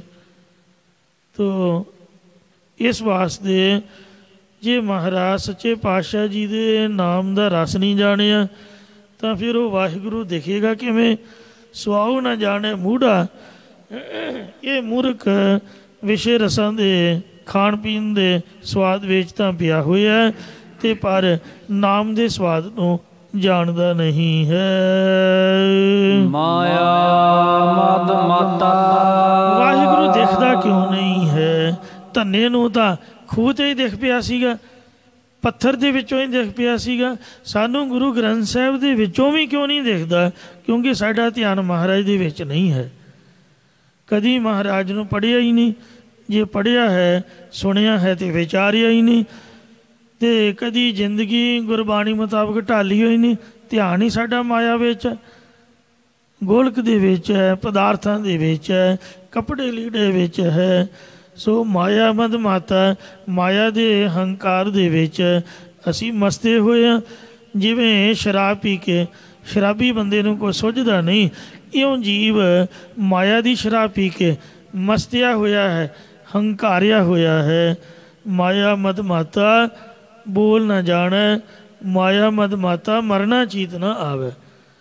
ਮਾਇਆ ਦੇ ਵਿੱਚ ਮਸਤਿਆ ਹੋਇਆ ਤਾਂ ਬੋਲਣਾ ਵੀ ਨਹੀਂ ਜਾਣਦਾ ਬਾਣੀ ਨੂੰ, ਪੜ੍ਹਨਾ ਵੀ ਨਹੀਂ ਜਾਣਦਾ ਨਾਮ ਨੂੰ, ਅਤੇ ਹੰਕਾਰ ਦੇ ਵਿੱਚ ਉਹ ਬਹੁਤ ਉਲਟੇ ਸਿੱਧੇ ਬਚਨ ਕਰਦਾ ਹੈ। ਇਸ ਲਈ ਵਾਹਿਗੁਰੂ ਜੀ ਦੇਖੇ ਕਿਵੇਂ। ਹੋਛੀ ਬਾਤਾ, ਖੁਸ਼ੀਆਂ ਵਿਕਾਰੀ ਗੱਲਾਂ ਕਰ ਰਹੇ ਹਾਂ। ਜਿੱਥੇ ਬੈਠਦੇ ਹਾਂ ਕਦੀ ਪੁੱਛਿਆ ਵੀ, ਇਹੀ ਪੁੱਛਦੇ ਕੀ ਹਾਲ ਹੈ, ਤਨਖਾਹ ਕਿੰਨੀ ਹੈ, ਪੈਸੇ ਕਿੰਨੇ ਕੁ ਬਣਦੇ ਨੇ, ਕਿੰਨਾ ਕੁ ਲਾਭ ਹੁੰਦਾ ਹੈ। ਕਦੀ ਨਹੀਂ ਪੁੱਛਿਆ ਕਿ ਨਿਤਨੇਮ ਕਿੰਨਾ ਹੈ, ਕੁਛ ਵਧੀਆ ਵੀ ਹੈ ਕਿ ਨਹੀਂ ਵਧੀਆ। ਵਾਹਿਗੁਰੂ ਨਾਮ ਦਾ ਸਿਮਰਨ ਅਜੇ ਚੱਲਿਆ ਹੈ, ਅਜੱਪਾ ਜਾਪ ਨਾ ਵੀਸਰ ਕਿ ਨਹੀਂ ਚੱਲਿਆ। ਕਿੰਨੀ ਅਵਸਥਾ ਹੋਈ ਹੈ, ਕਦੀ ਇਹ ਬਚਨ ਨਹੀਂ ਕਰਾਂਗੇ। ਹੋਸ਼ੀ ਬਾਤਾਂ, ਤੁੱਛ ਗੱਲਾਂ ਪੈਸੇ ਦੀਆਂ ਅਤੇ ਜਨਾਨੀਬਾਜ਼ੀ ਦੀਆਂ, ਮਾਫ ਕਰਨਾ, ਵਿਕਾਰਾਂ ਵਾਲੀਆਂ। ਅਤੇ ਆਹ ਨਿਆਣਿਆਂ ਦਾ ਕੰਮ ਕੀ ਹੈ, ਅਤੇ ਮੂਵੀਆਂ ਫਿਲਮਾਂ ਇੱਧਰ ਉੱਧਰ ਐਕਟਰਸਾਂ ਦੀਆਂ, ਇਹੋ ਜਿਹੀਆਂ ਗੱਲਾਂ ਦੇ ਵਿੱਚ, ਨਿੰਦਿਆ ਚੁਗਲੀ ਦੇ ਵਿੱਚ ਆਪਾਂ ਸਮਾਂ ਬਰਬਾਦ ਕਰਦੇ ਹਾਂ। ਤਾਈਓ ਤਾਂ ਮਹਾਰਾਜ ਇਹਨਾਂ ਅੱਖਾਂ ਦੇ ਨਾਲ ਦਿਖਦਾ ਨਹੀਂ ਹੈ। ਮਿਲਣ ਨਾ ਜਾਈ ਭਰਮ ਤੜਾ। ਫਿਰ ਦੂਜੀ ਗੱਲ, ਗੁਰਦੁਆਰੇ 'ਚ ਪਾਰਟੀ ਦਾ ਕੰਮ ਕੀ ਹੋਇਆ ਪਤਾ ਭਲਾ? ਜਿੰਨਾ ਚਿਰ ਚੋਣਾਂ ਦਾ ਸਿਸਟਮ ਖਤਮ ਨਹੀਂ ਹੁੰਦਾ ਉਹਨਾਂ ਚਿਰ ਧਰਮ ਦਾ ਸੁਚੱਜਾ ਪ੍ਰਬੰਧ ਨਹੀਂ ਜੇ ਹੋ ਸਕਦਾ। ਚੋਣਾਂ ਦੇ ਨਾਲ ਸਹੀ ਬੰਦਾ ਅੱਗੇ ਨਹੀਂ ਆਉਂਦਾ ਹੈ। ਧੜੇਬਾਜ਼ੀ ਬਣਾਈ ਹੋਈ ਹੈ। ਆ ਤੇਰੀ ਪਾਰਟੀ, ਆ ਮੇਰੀ ਪਾਰਟੀ। ਜੇ ਸੇਵਾ ਕਰਨੀ ਹੈ ਤਾਂ ਭਲਾ ਲੜਨ ਦੀ ਕੀ ਲੋੜ ਹੋਈ? ਸੇਵਾ ਵਾਸਤੇ ਬੰਦਾ ਕਿਉਂ ਲੜਦਾ ਹੈ? ਕਾਰਨ ਇਹੀ ਹੈ ਵੀ ਧਿਆਨ ਪੈਸੇ ਵਿੱਚ, ਗੋਲਕਾਂ ਵਿੱਚ, ਚੜ੍ਹਤ ਚੜ੍ਹਾਵੇ ਵਿੱਚ। ਉਹ ਕਹਿੰਦਾ ਮੈਨੂੰ ਮਿਲ ਜਾਏ, ਉਹ ਕਹਿੰਦਾ ਮੈਨੂੰ ਮਿਲ ਜਾਏ। ਨਾਮ ਹੈ ਸੇਵਾ ਦਾ। ਤੋ ਧੜੇਬਾਜ਼ੀ ਦੇ ਵਿੱਚ ਪਏ ਹੋਏ ਹਾਂ, ਵੋਟਾਂ ਦੇ ਚੱਕਰ ਦੇ ਵਿੱਚ ਇੱਕ ਦੂਜੇ ਦੀ ਨਿੰਦਿਆ ਚੁਗਲੀ, ਫਲਾਣਾ ਮਾੜਾ ਅਤੇ ਮੈਂ ਚੰਗਾ, ਇਉਂ ਭਰਮ ਦੇ ਭਰਮਾਏ ਹੋਏ, ਇੱਕ ਦੂਜੇ ਦੇ ਪੱਖ ਵਿੱਚ ਪਏ ਹੋਏ ਆ, ਪਾਰਟੀਬਾਜ਼ੀ 'ਚ ਪਏ ਹੋਏ ਆ। ਇੱਥੋਂ ਤੱਕ ਗ੍ਰੰਥੀ ਸਾਹਿਬਾਨ ਵੀ ਇੱਕ ਦੂਜੇ ਦਾ ਪੱਖ ਕਰਦੇ ਨੇ। ਅਤੇ ਸਾਡੀਆਂ ਨਿਗਾਹ ਦੇ ਵਿੱਚ ਵੀ ਇਹੀ ਹੁੰਦਾ ਵੀ ਆਹ ਫਲਾਣੇ ਦਾ ਬੰਦਾ, ਉਹ ਫਲਾਣੇ ਦਾ ਬੰਦਾ। ਕੋਈ ਨਵੀਂ ਪਾਰਟੀ ਆ ਗਈ, ਉਹ ਕਹਿੰਦੇ ਸਾਰਾ ਸਟਾਫ ਚੇਂਜ ਕਰਨਾ। ਬੰਦਾ ਬੱਚੇ ਵਿਚਾਰੇ ਕਿੱਥੇ ਜਾਣਗੇ? ਨਿਆਣੇ ਪੜ੍ਹ ਰਹੇ ਨੇ, 100 ਗੱਲਬਾਤ ਹੈ, ਅਤੇ ਤੁਸੀਂ ਤਾਂ ਚੇਂਜ ਕਰਨਾ। ਕਾਹ ਤੋਂ? ਵੀ ਇਹ ਤਾਂ ਦੂਜਿਆਂ ਦੇ ਬੰਦੇ ਨੇ, ਉਹਨਾਂ ਨੇ ਰੱਖੇ ਸੀਗੇ, ਤੋ ਉਹਨਾਂ ਨੂੰ ਵੀ ਰਗੜਾ ਲੱਗ ਜਾਂਦਾ। ਉਹ ਫਿਰ ਬਦੋ ਬਦੀ ਗ੍ਰੰਥੀ ਵੀ ਪਾਰਟੀ 'ਚ ਆ ਜਾਂਦੇ। ਤੋ ਇਸ ਲਈ ਗਿਆਨੀ ਪ੍ਰਤਾਪ ਸਿੰਘ ਜੀ ਮਹਾਂਪੁਰਖ, ਜਿਨ੍ਹਾਂ 40 ਸਾਲ ਲੰਘਿਆਂ ਨੇ ਗੁਰਦੁਆਰਾ ਸਾਹਿਬ ਦੀ ਸੇਵਾ ਕੀਤੀ, ਉਹਨਾਂ ਦਾ ਜੀਵਨ ਵੱਡੇ ਮਹਾਂਪੁਰਖਾਂ ਦੀ ਸੰਗਤ ਹੋਣ ਕਰਕੇ ਮੈਨੂੰ ਬਹੁਤ ਸੋਹਣਾ ਲੱਗਦਾ। ਉਹਨਾਂ ਦਾ ਇੱਕ ਅਸੂਲ ਸੀਗਾ, ਜਿੰਨੇ ਵੀ ਆਉਣਾ ਬਾਬਾ ਜੀ ਸਾਡੀ ਅਰਦਾਸ ਕਰੋ। ਕਹਿੰਦੇ ਹਾਂਜੀ, ਲਿਆਓ ਰਸਤ ਲਿਆਓ, ਕੜਾ ਪ੍ਰਸ਼ਾਦ ਤਿਆਰ ਕਰਕੇ ਅਰਦਾਸ ਕਰਦੇ ਆ। ਖੁਦ ਆਪਦੇ ਹੱਥੀਂ ਰਸਤ ਮੰਗਾ ਲੈਣੀ, ਆਪਦੇ ਹੱਥੀਂ ਉਸੇ ਵਕਤ ਹੀ ਪ੍ਰਸ਼ਾਦ ਤਿਆਰ ਕਰਕੇ। ਕੋਈ ਵੀ ਆਇਆ ਉਹਦੀ ਅਰਦਾਸ ਤਾਂ ਕਰ ਦੇਣੀ ਵੀ ਇਹ ਜਿੱਤੇ। ਉਹਨੇ ਕਹਿਣਾ ਮੈਂ ਜਿੱਤਾਂ, ਹਾਂਜੀ ਤੁਸੀਂ ਜਿੱਤੋ ਜੀ। ਜੇ ਕਹਿਣਾ ਬਾਬਾ ਜੀ ਸਾਨੂੰ ਵੋਟ ਪਾਇਓ, ਕਹਿੰਦੇ ਨਹੀਂ ਜੀ, ਹੱਥ ਜੋੜੇ, ਇਹ ਤਾਂ ਪਾਰਟੀ ਹੋ ਜਾਊਗੀ। ਜੇ ਤੁਹਾਨੂੰ ਵੋਟ ਪਾ ਦਿੱਤੀ, ਦੂਜਾ ਕਹੂ ਮੈਨੂੰ ਨਹੀਂ ਪਾਈ। ਤੋ ਇਸ ਲਈ ਜੇ ਗ੍ਰੰਥੀ ਵੋਟਾਂ ਦੇ ਚੱਕਰ 'ਚ ਘੁੰਮ ਗਿਆ, ਫਿਰ ਤਾਂ ਪਾਰਟੀ ਬਣ ਗਈ। ਇਸ ਲਈ ਮਹਾਰਾਜ ਸਾਹਿਬ ਕਹਿੰਦੇ ਨੇ ਭਰਮ ਧੜਾ, ਅਸੀਂ ਭੁਲੇਖੇ ਵਿੱਚ ਪਏ ਹੋਏ ਹਾਂ ਕਿ ਕੋਈ ਸਾਡੀ ਮਦਦ ਕਰੇਗਾ ਜਾਂ ਕੋਈ ਸਾਡੀ ਮਦਦ ਕਰ ਰਿਹਾ। ਬੀਬੀ ਰਜਨੀ ਦੇ ਜੀਵਨ ਵੱਲ ਅਸੀਂ ਕਦੀ ਨਹੀਂ ਤੱਕਿਆ ਕਿ ਉਹਨੇ ਸਕੇ ਪਿਓ ਨੂੰ ਜਵਾਬ ਦੇ ਦਿੱਤਾ ਸੀ ਵੀ ਪਿਤਾ ਜੀ ਮੈਨੂੰ ਤਾਂ ਰੱਬ ਦਿੰਦਾ, ਤੈਨੂੰ ਵੀ ਰੱਬ ਦਿੰਦਾ, ਤੂੰ ਮੰਨ ਜਾ, ਤੇਰਾ ਭਲਾ ਹੋ ਜਾਊਗਾ। ਉਹ ਨਹੀਂ ਮੰਨਿਆ। ਸ੍ਰੀ ਗੁਰੂ ਅਰਜਨ ਦੇਵ ਜੀ ਨੇ ਧੱਕੇ ਨਾਲ ਮਨਾਇਆ, ਡਰ ਦੇ ਕੇ ਵੀ ਤੈਨੂੰ ਨਰਕਾਂ 'ਚ ਸੁੱਟਾਂਗੇ। ਸਾਡੇ ਮਨ 'ਚ ਭੁਲੇਖਾ ਪਿਆ ਹੋਇਆ ਵੀ ਪਤਾ ਨਹੀਂ ਪਾਰਟੀ ਵਾਲੇ ਸਾਨੂੰ ਖਾਣ ਨੂੰ ਦਿੰਦੇ ਨੇ। ਜੇ ਅਸੀਂ ਕਿਸੇ ਦੀ ਪਾਰਟੀ 'ਚ ਨਾ ਹੋਈ, ਸਾਨੂੰ ਕੋਈ ਖਾਣ ਨੂੰ ਹੀ ਨਾ ਦੇਵੇ। ਤੋ ਇਸ ਤਰ੍ਹਾਂ ਮਹਾਰਾਜ ਕਹਿੰਦੇ ਮਿਲਣ ਨਾ ਜਾਈ, ਹੈ ਤਾਂ ਰੱਬ ਹਾਜ਼ਰ ਨਾਜ਼ਰ ਸਭ ਜਗ੍ਹਾ 'ਤੇ ਹੈ। ਗੁਰੂ ਘਰ ਦੇ ਵਿੱਚ ਤਾਂ ਵਿਸ਼ੇਸ਼ ਉਹਦੀ ਜੋਤ ਬਿਰਾਜਮਾਨ ਹੈ, ਜਿੱਥੇ ਸ਼ਹੀਦਾਂ ਦਾ ਖੂਨ ਡੁੱਲਦਾ, ਗੁਰੂ ਸਾਹਿਬਾਂ ਦੇ ਚਰਨ ਪੈਂਦੇ ਨੇ। ਜਿੱਥੇ ਬਾਬਾ ਪੈਰ ਧਰੇ, ਪੂਜਾ ਆਸਣ ਥਾਪਣ ਸੁਆ। ਜਿੱਥੇ ਡੁੱਲਦਾ ਖੂਨ ਸ਼ਹੀਦਾਂ ਦਾ, ਤਕਦੀਰ ਬਦਲਦੀ ਕੌਮਾਂ ਦੀ, ਰੰਬੀਆਂ ਨਾਲ ਖੁੱਪ ਰਹਿ ਜਾਂਦੇ, ਤਸਵੀਰ ਬਦਲਦੀ ਕੌਮਾਂ ਦੀ। ਵਿਸ਼ੇਸ਼ ਕਰਕੇ ਜਿੱਥੇ ਸ਼ਹੀਦਾਂ ਦਾ ਖੂਨ ਡੁੱਲਿਆ ਹੋਵੇ, ਉੱਥੇ ਸ਼ਹੀਦ ਹਾਜ਼ਰ ਹੁੰਦੇ ਨੇ। ਜਿੱਥੇ ਗੁਰੂ ਸਾਹਿਬ ਜੋਤੀ ਜੋਤ ਸਮਾਏ ਹੋਣ, ਸੱਚਖੰਡ ਹਜ਼ੂਰ ਸਾਹਿਬ, ਉੱਥੇ ਪ੍ਰਤੱਖ ਹਨ, ਪ੍ਰਗਟ ਨੇ। ਜਿੱਥੇ ਮਹਾਰਾਜ ਦੇ ਚਰਨ ਪਏ ਹੋਣ, ਉੱਥੇ ਵਿਸ਼ੇਸ਼ ਸਥਾਨ ਪਵਿੱਤਰ ਹੁੰਦਾ ਹੈ। ਗੁਰੂ ਜੀ ਤਾਂ ਹਾਜ਼ਰ ਨਾਜ਼ਰ ਨੇ। ਮਹਾਂਪੁਰਖ ਵੀ ਜਿੱਥੇ ਚੜ੍ਹਾਈ ਕੀਤੇ ਹੋਣ, ਉਹ ਵੀ ਉੱਥੇ ਬਿਰਾਜਮਾਨ ਹੁੰਦੇ ਨੇ। ਸੰਤ ਵੀ ਨਹੀਂ ਕਿਤੇ। ਕਹੋ ਨਾਨਕ ਗੁਰ ਬਿਨ ਨਾਹੀ ਸੂਝੈ। ਸਤਿਗੁਰੂ ਜੀ ਕਥਨ ਕਰਦੇ ਨੇ ਕਿ ਇਸੇ ਕਰਕੇ ਸਤਿਗੁਰਾਂ ਦੀ ਕਿਰਪਾ ਤੋਂ ਬਿਨਾਂ ਪ੍ਰਭੂ ਦਾ ਸਰੂਪ ਦਿਖਦਾ ਨਹੀਂ ਹੈ। ਹਰ ਸਾਜਨ ਸਭ ਕੈ ਨਿਕਟ ਖੜਾ। ਪਰ ਉਹ ਹਰੀ ਪਰਮੇਸ਼ਰ ਹੈ ਸਾਰਿਆਂ ਦਾ ਸੱਜਣ, ਅਤੇ ਸਭਨਾਂ ਦੀ ਅੰਤःਕਰਨ ਦੇ ਵਿੱਚ ਸਾਖੀ ਰੂਪ ਹੋ ਕੇ ਨੇੜੇ ਹੀ ਨੇੜੇ ਖੜਾ ਅਸਥਿਤ ਰੂਪ ਹੋ ਰਿਹਾ ਹੈ। ਗੋਬਿੰਦਾ ਮੇਰੇ ਗੋਬਿੰਦਾ। ਦੀਪਸਾ ਅਲੰਕਾਰ ਅਨੁਸਾਰ ਫਰਮਾਉਂਦੇ ਨੇ, ਹੇ ਮੇਰੇ ਗੋਬਿੰਦਾ ਪਰਮੇਸ਼ਰ, ਹੇ ਮੇਰੇ ਗੋਬਿੰਦਾ ਪਰਮੇਸ਼ਰ। ਸੋ ਹੇ ਵਾਹਿਗੁਰੂ ਜੀ, ਪ੍ਰਾਣ ਆਧਾਰਾ ਮੇਰੇ ਗੋਬਿੰਦਾ। ਹੇ ਮੇਰੇ ਗੋਬਿੰਦਾ ਪਰਮੇਸ਼ਰ, ਤੁਸੀਂ ਮੇਰੇ ਪ੍ਰਾਣਾਂ ਦਾ ਆਸਰਾ ਰੂਪ ਹੋ। ਇਸੇ ਪ੍ਰਕਾਰ ਗੋਬਿੰਦਾ ਮੇਰੇ ਗੋਬਿੰਦਾ। हे ਮੇਰੇ ਪ੍ਰਿਥਵੀ ਦੀ ਬਿੰਦ ਰੱਖਿਆ ਕਰਨ ਵਾਲੇ ਗੋਬਿੰਦਾ ਜੀ, हे ਮੇਰੇ ਗੋਬਿੰਦਾ, ਗੁਰਾਂ ਦੀ ਬਾਣੀ ਕਰਕੇ ਜਾਣਨੇ ਯੋਗ ਪ੍ਰਾਣ ਆਧਾਰਾ ਮੇਰੇ ਗੋਬਿੰਦਾ। हे ਮੇਰੇ ਮਨ ਆਦਿਕ ਇੰਦਰੀਆਂ ਦੇ ਪ੍ਰਕਾਸ਼ਕ ਸਾਥੀ ਸਾਖੀ ਚੇਤਨ ਪਰਮੇਸ਼ਰ ਜੀ, ਤੁਸੀਂ ਮੇਰੇ ਪ੍ਰਾਣਾਂ ਦਾ ਆਸਰਾ ਰੂਪ ਹੋ ਜੀ।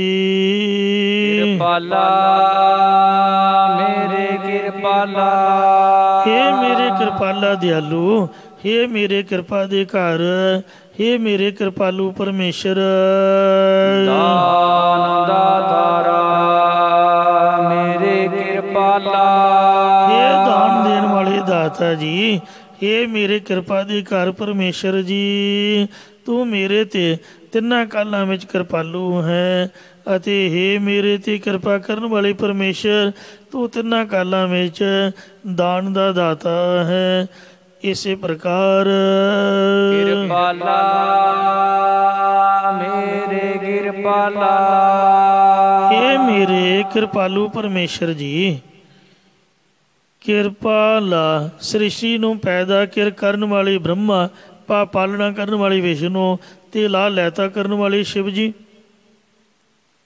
ਕਿੱਡੇ ਕਮਾਲ ਦੇ ਅਰਥ ਨੇ, ਮੈਂ ਤਾਂ ਪਹਿਲੀ ਵਾਰ ਪੜ੍ਹ ਰਿਹਾ। ਕਿਰ ਸ੍ਰਿਸ਼ਟੀ ਨੂੰ ਕਿਰ ਕਰਨ ਵਾਲੇ, ਕਿਰ ਦਾ ਅਰਥ ਹੈ ਕਿਰਨ ਕਰਨ ਵਾਲੇ,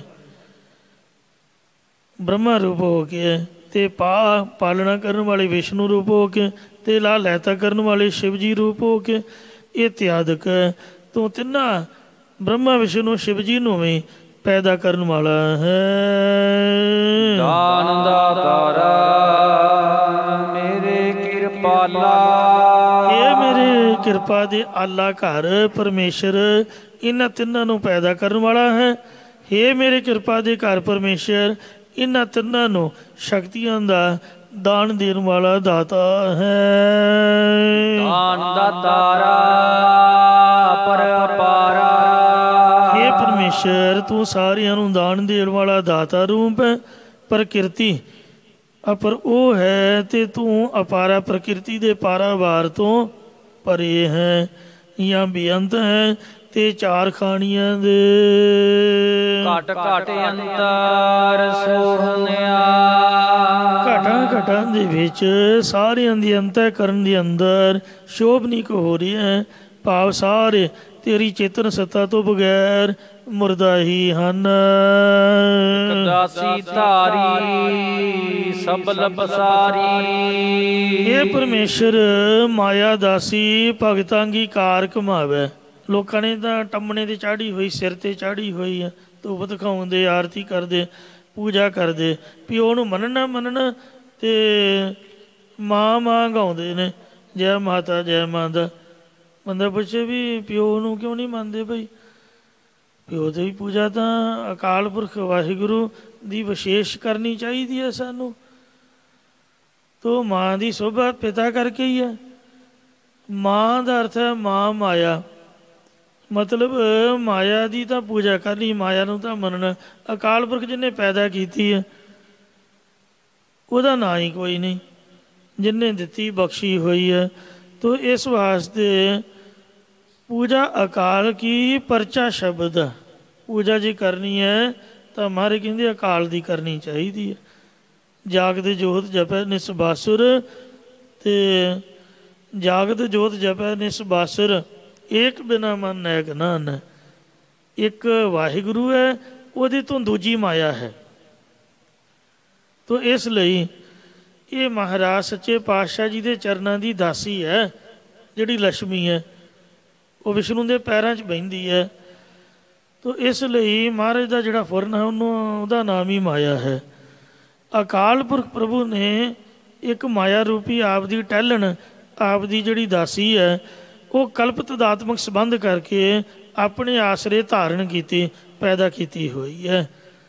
ਏਕਾ ਮਾਈ ਜੁਗਤ ਵਿਆਈ, ਤਿੰਨ ਚੇਲੇ ਪ੍ਰਮਾਣ, ਇੱਕ ਸੰਸਾਰੀ ਇੱਕ ਭੰਡਾਰੀ, ਇੱਕ ਲਾਈ ਦੀ ਬਾਣ। ਦਾਸੀ ਦੇ ਪੈਰ ਤਾਂ ਫੜੀ ਜਾਓ ਤੇ ਮਾਲਕ ਨੂੰ ਤੁਸੀਂ ਬੁਲਾਓ ਵੀ ਨਾ। ਇਸ ਤਰ੍ਹਾਂ ਤਾਂ ਨਹੀਂ ਹੁੰਦਾ। ਇੱਕ ਹੈ ਸ਼ਰਮ ਕਰ ਗਾਡੀ ਗੱਡ ਹੈ, ਇੱਕ ਹੈ ਸੁਪਨੇ ਦਾਮ ਨਾ ਛੱਡ ਹੈ। ਇੰਨੀ ਪਕੜ ਹੈ ਸਾਡੇ ਮਨ ਵਿੱਚ ਮਾਇਆ ਦੀ। ਕੋਈ ਤਾਂ ਇੱਕ ਐਸਾ ਹੈ ਜੋ ਬੜੀ ਮਿਹਨਤ ਨਾਲ ਕਮਾ ਕੇ ਧਰਤੀ ਵਿੱਚ ਦੱਬ ਰੱਖਦਾ ਹੈ। ਪੁਰਾਣਾ ਸਮਾਂ ਸੀਗਾ, ਧਰਤੀ 'ਚ ਦੱਬਦੇ ਸੀ, ਜਮ੍ਹਾਂ ਕਰਕੇ ਇਹਨੂੰ ਟੋਏ 'ਚ ਦੱਬ ਦਿੰਦੇ, ਮੁੜ ਕੇ ਭੁੱਲ ਜਾਂਦਾ ਸੀਗਾ। ਅਤੇ ਇਸ ਵਾਸਤੇ ਇਸ ਤਰ੍ਹਾਂ ਹੁੰਦਾ ਹੀ ਹੈ। ਇੱਕ ਹੈ ਸੁਪਨੇ ਦਾਮ ਨਾ ਛੱਡ ਹੈ। ਇੱਕ ਕੋਈ ਐਸਾ ਜੋ ਸੁਪਨੇ ਦੇ ਵਿੱਚ ਮਤਲਬ ਕਦੀ ਵੀ ਪੈਸੇ ਨੂੰ ਕਦੀ ਹੱਥੋਂ ਹੀ ਨਹੀਂ ਛੱਡਦਾ। ਕਈ ਤੁਹਾਨੂੰ ਸੁਪਨੇ 'ਚ ਵੀ ਨਹੀਂ ਛੱਡਦੇ। ਰਾਜ ਕਮਾਏ ਕਰੀ ਜਿਨ ਥੈਲੀ, ਜਿਸ ਮਨੁੱਖ ਨੇ ਹਕੂਮਤ ਕਰਕੇ ਮਤਲਬ ਪੰਚੀ ਸਰਪੰਚੀ ਕਰਕੇ ਗਰਾਂਟਾਂ ਦਾ ਘਪਲਾ ਕੀਤਾ ਜਾਂ ਮੰਤਰੀ ਪੁਣਾ ਕਰਕੇ ਆਪਦਾ ਹੀ ਪੇਟ ਭਰ ਲਿਆ, ਖਜ਼ਾਨਾ ਜੋੜ ਲਿਆ, ਥੈਲੀ ਬਣਾ ਲਈ, ਜਮ੍ਹਾਂ ਕਰ ਲਈ, ਤਾਂ ਕਿ ਸੰਗ ਨਾ ਚੰਚਲ ਚਲੀਆ। ਇਹ ਕਦੇ ਇੱਕ ਥਾਂ ਟਿਕਣ ਵਾਲੀ ਨਹੀਂ ਹੈ ਮਾਇਆ, ਉਹਦੇ ਨਾਲ ਵੀ ਮਰਨ ਵਕਤ ਨਹੀਂ ਜਾਂਦੀ, ਇੱਕ ਦੇ ਹੀ ਛੱਡ ਕੇ ਜਾਣਾ ਪੈਂਦਾ। ਇੱਕ ਹੈ ਪ੍ਰਾਣ ਪਿੰਡ 'ਤੇ ਪਿਆਰੀ। ਇੱਕ ਨਾ ਨੂੰ ਇਹ ਜਿਹੜੀ ਮਾਇਆ ਜਿੰਦ ਨਾਲੋਂ ਵੀ ਸਰੀਰ ਨਾਲੋਂ ਵਧੇਕ ਪਿਆਰੀ ਲੱਗਦੀ ਹੈ। ਏਕ ਸੰਚੀ, ਇਹ ਕੋਈ ਐਸਾ ਜੋ ਮਾਪਿਆਂ ਦਾ ਸਾਥ ਛੱਡ ਦਿੰਦਾ ਪਰ ਮਾਇਆ ਦਾ ਸਾਥ ਨਹੀਂ ਛੱਡਦਾ।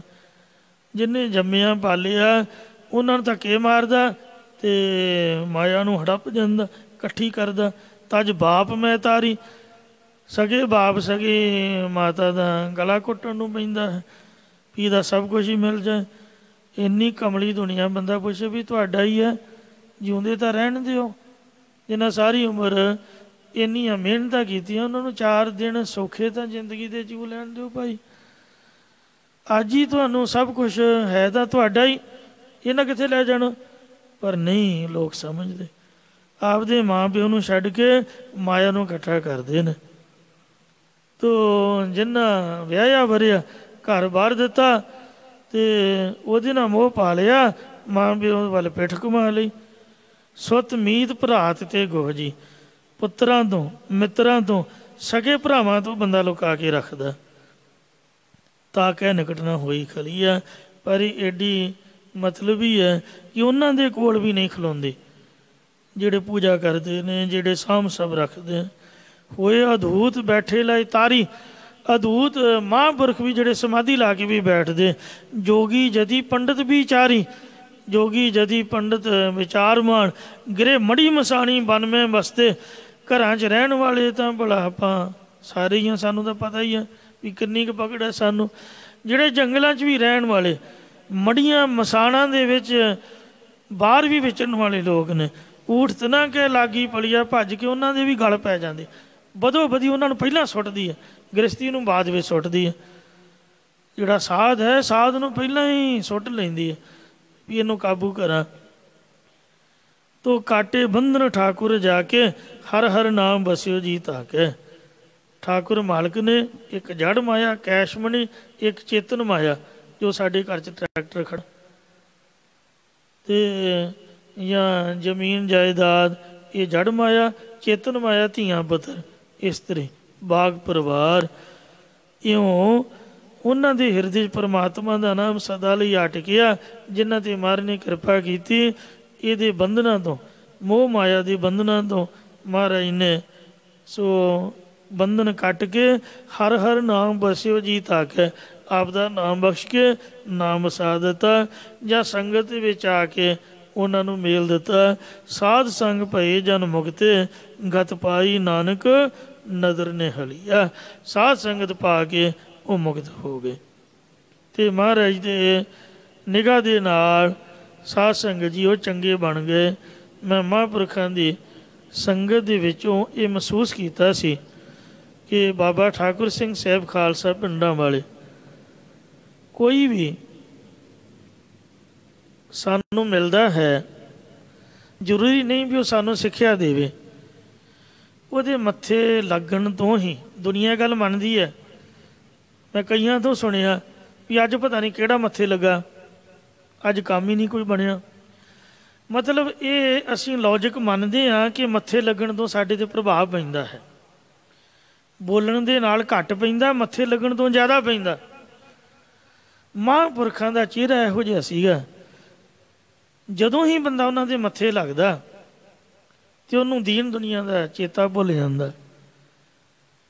ਤੇ ਉਹਨਾਂ ਇੰਨਾ ਜ਼ੋਰ ਲਾਉਣਾ ਵੀ ਮਾਇਆ ਲੈ ਲਓ, ਪੈਸੇ ਲੈ ਲਓ, ਪਦਾਰਥ ਲੈ ਲਓ, ਸਭਨਾਂ ਨੂੰ ਖੁੱਲ੍ਹਾ ਬਖਸ਼ ਦੇ। ਤੇ ਪਰ ਫਿਰ ਵੀ ਜਿਹੜਾ ਉਹਨਾਂ ਦੀ ਸੰਗਤ ਵਿੱਚ ਰਹਿੰਦਾ, ਉਹਨਾਂ ਦੀ ਆਗਿਆ ਵਿੱਚ ਰਹਿੰਦਾ, ਉਹਦਾ ਮਨ ਸਭ ਪਦਾਰਥਾਂ ਤੋਂ, ਮੋਹ ਮਾਇਆ ਤੋਂ ਨਿਰਲੇਪ ਹੋ ਜਾਂਦਾ। ਬ੍ਰਹਮ ਗਿਆਨੀ ਸਦਾ ਨਿਰਲੇਪ, ਜੈਸੇ ਜਲ ਮੈਂ ਕਮਲ ਅਲੇਪ। ਐਸਾ ਹੀ ਜੀਵਨ ਹੰਸਾਲੀ ਵਾਲੇ ਬਾਬਾ ਜੀ ਦਾ ਮੈਂ ਤੱਕਿਆ। ਬੋਝੀਆਂ ਭਰੀਆਂ ਰਹਿੰਦੀਆਂ ਸਨ, ਪਰ ਉਹਨਾਂ ਦਾ ਖੁਦ ਆਪ ਦਾ ਮਨ ਟਿਕਿਆ ਹੋਇਆ ਸੀਗਾ। ਅਤੇ ਵੇਖੋ ਇੱਕ ਨੇਵੀ ਦੇ ਆਫਿਸਰ ਨੂੰ ਆਪੇ ਵੱਲ ਖਿੱਚ ਕੇ ਅਤੇ ਕਹਿੰਦੇ ਸ਼ਾਦੀ ਵੀ ਨਹੀਂ ਕਰਾਈ, ਸਾਰੀ ਉਮਰ ਹੀ ਸੇਵਾ ਦੇ ਵਿੱਚ ਲਾਤੀ। ਗਿਆਨੀ ਪਰਮਜੀਤ ਸਿੰਘ ਜੀ ਮਹਾਂਪੁਰਖ ਹੰਸਾਲੀ ਸਾਹਿਬ ਵਾਲੇ, ਜੋ ਉਹਨਾਂ ਦੀ ਗੱਦੀ ਦੇ ਜਾਨਸ਼ੀਨ ਬਣੇ। ਡਾਕਟਰ ਇੰਦਰਜੀਤ ਕੌਰ ਪਟਿਆਲੇ, ਉਹਨਾਂ ਦਾ ਨਰਸਿੰਗ ਹੋਮ ਚੱਲ ਰਿਹਾ ਹੈ, ਹੌਸਪੀਟਲ, ਬੜੇ ਸੋਹਣੇ ਡਾਕਟਰ ਨੇ। ਪਰ ਭਗਤ ਪੂਰਨ ਸਿੰਘ ਜੀ ਦੀ ਜ਼ਿੰਦਗੀ, ਉਹਨਾਂ ਦੇ ਦਰਸ਼ਨ ਵੇਖ ਕੇ, ਉਹਨਾਂ ਦੇ ਸੰਪਰਕ 'ਚ ਆ ਕੇ ਉਹਨਾਂ ਵੀ ਆਪ ਦੀ ਜ਼ਿੰਦਗੀ ਗਰੀਬਾਂ ਦੇ, ਯਤੀਮਾਂ ਦੇ ਭਲੇ ਵਾਸਤੇ ਲਾ ਦਿੱਤੀ। ਤੋ ਬੰਦੇ ਦੇ ਬੋਲਣ ਤੋਂ ਜ਼ਰੂਰੀ ਨਹੀਂ ਅਸਰ ਹੋਵੇ, ਉਹਦੇ ਦਰਸ਼ਨਾਂ ਦਾ ਹੀ ਪ੍ਰਭਾਵ ਹੁੰਦਾ ਹੈ।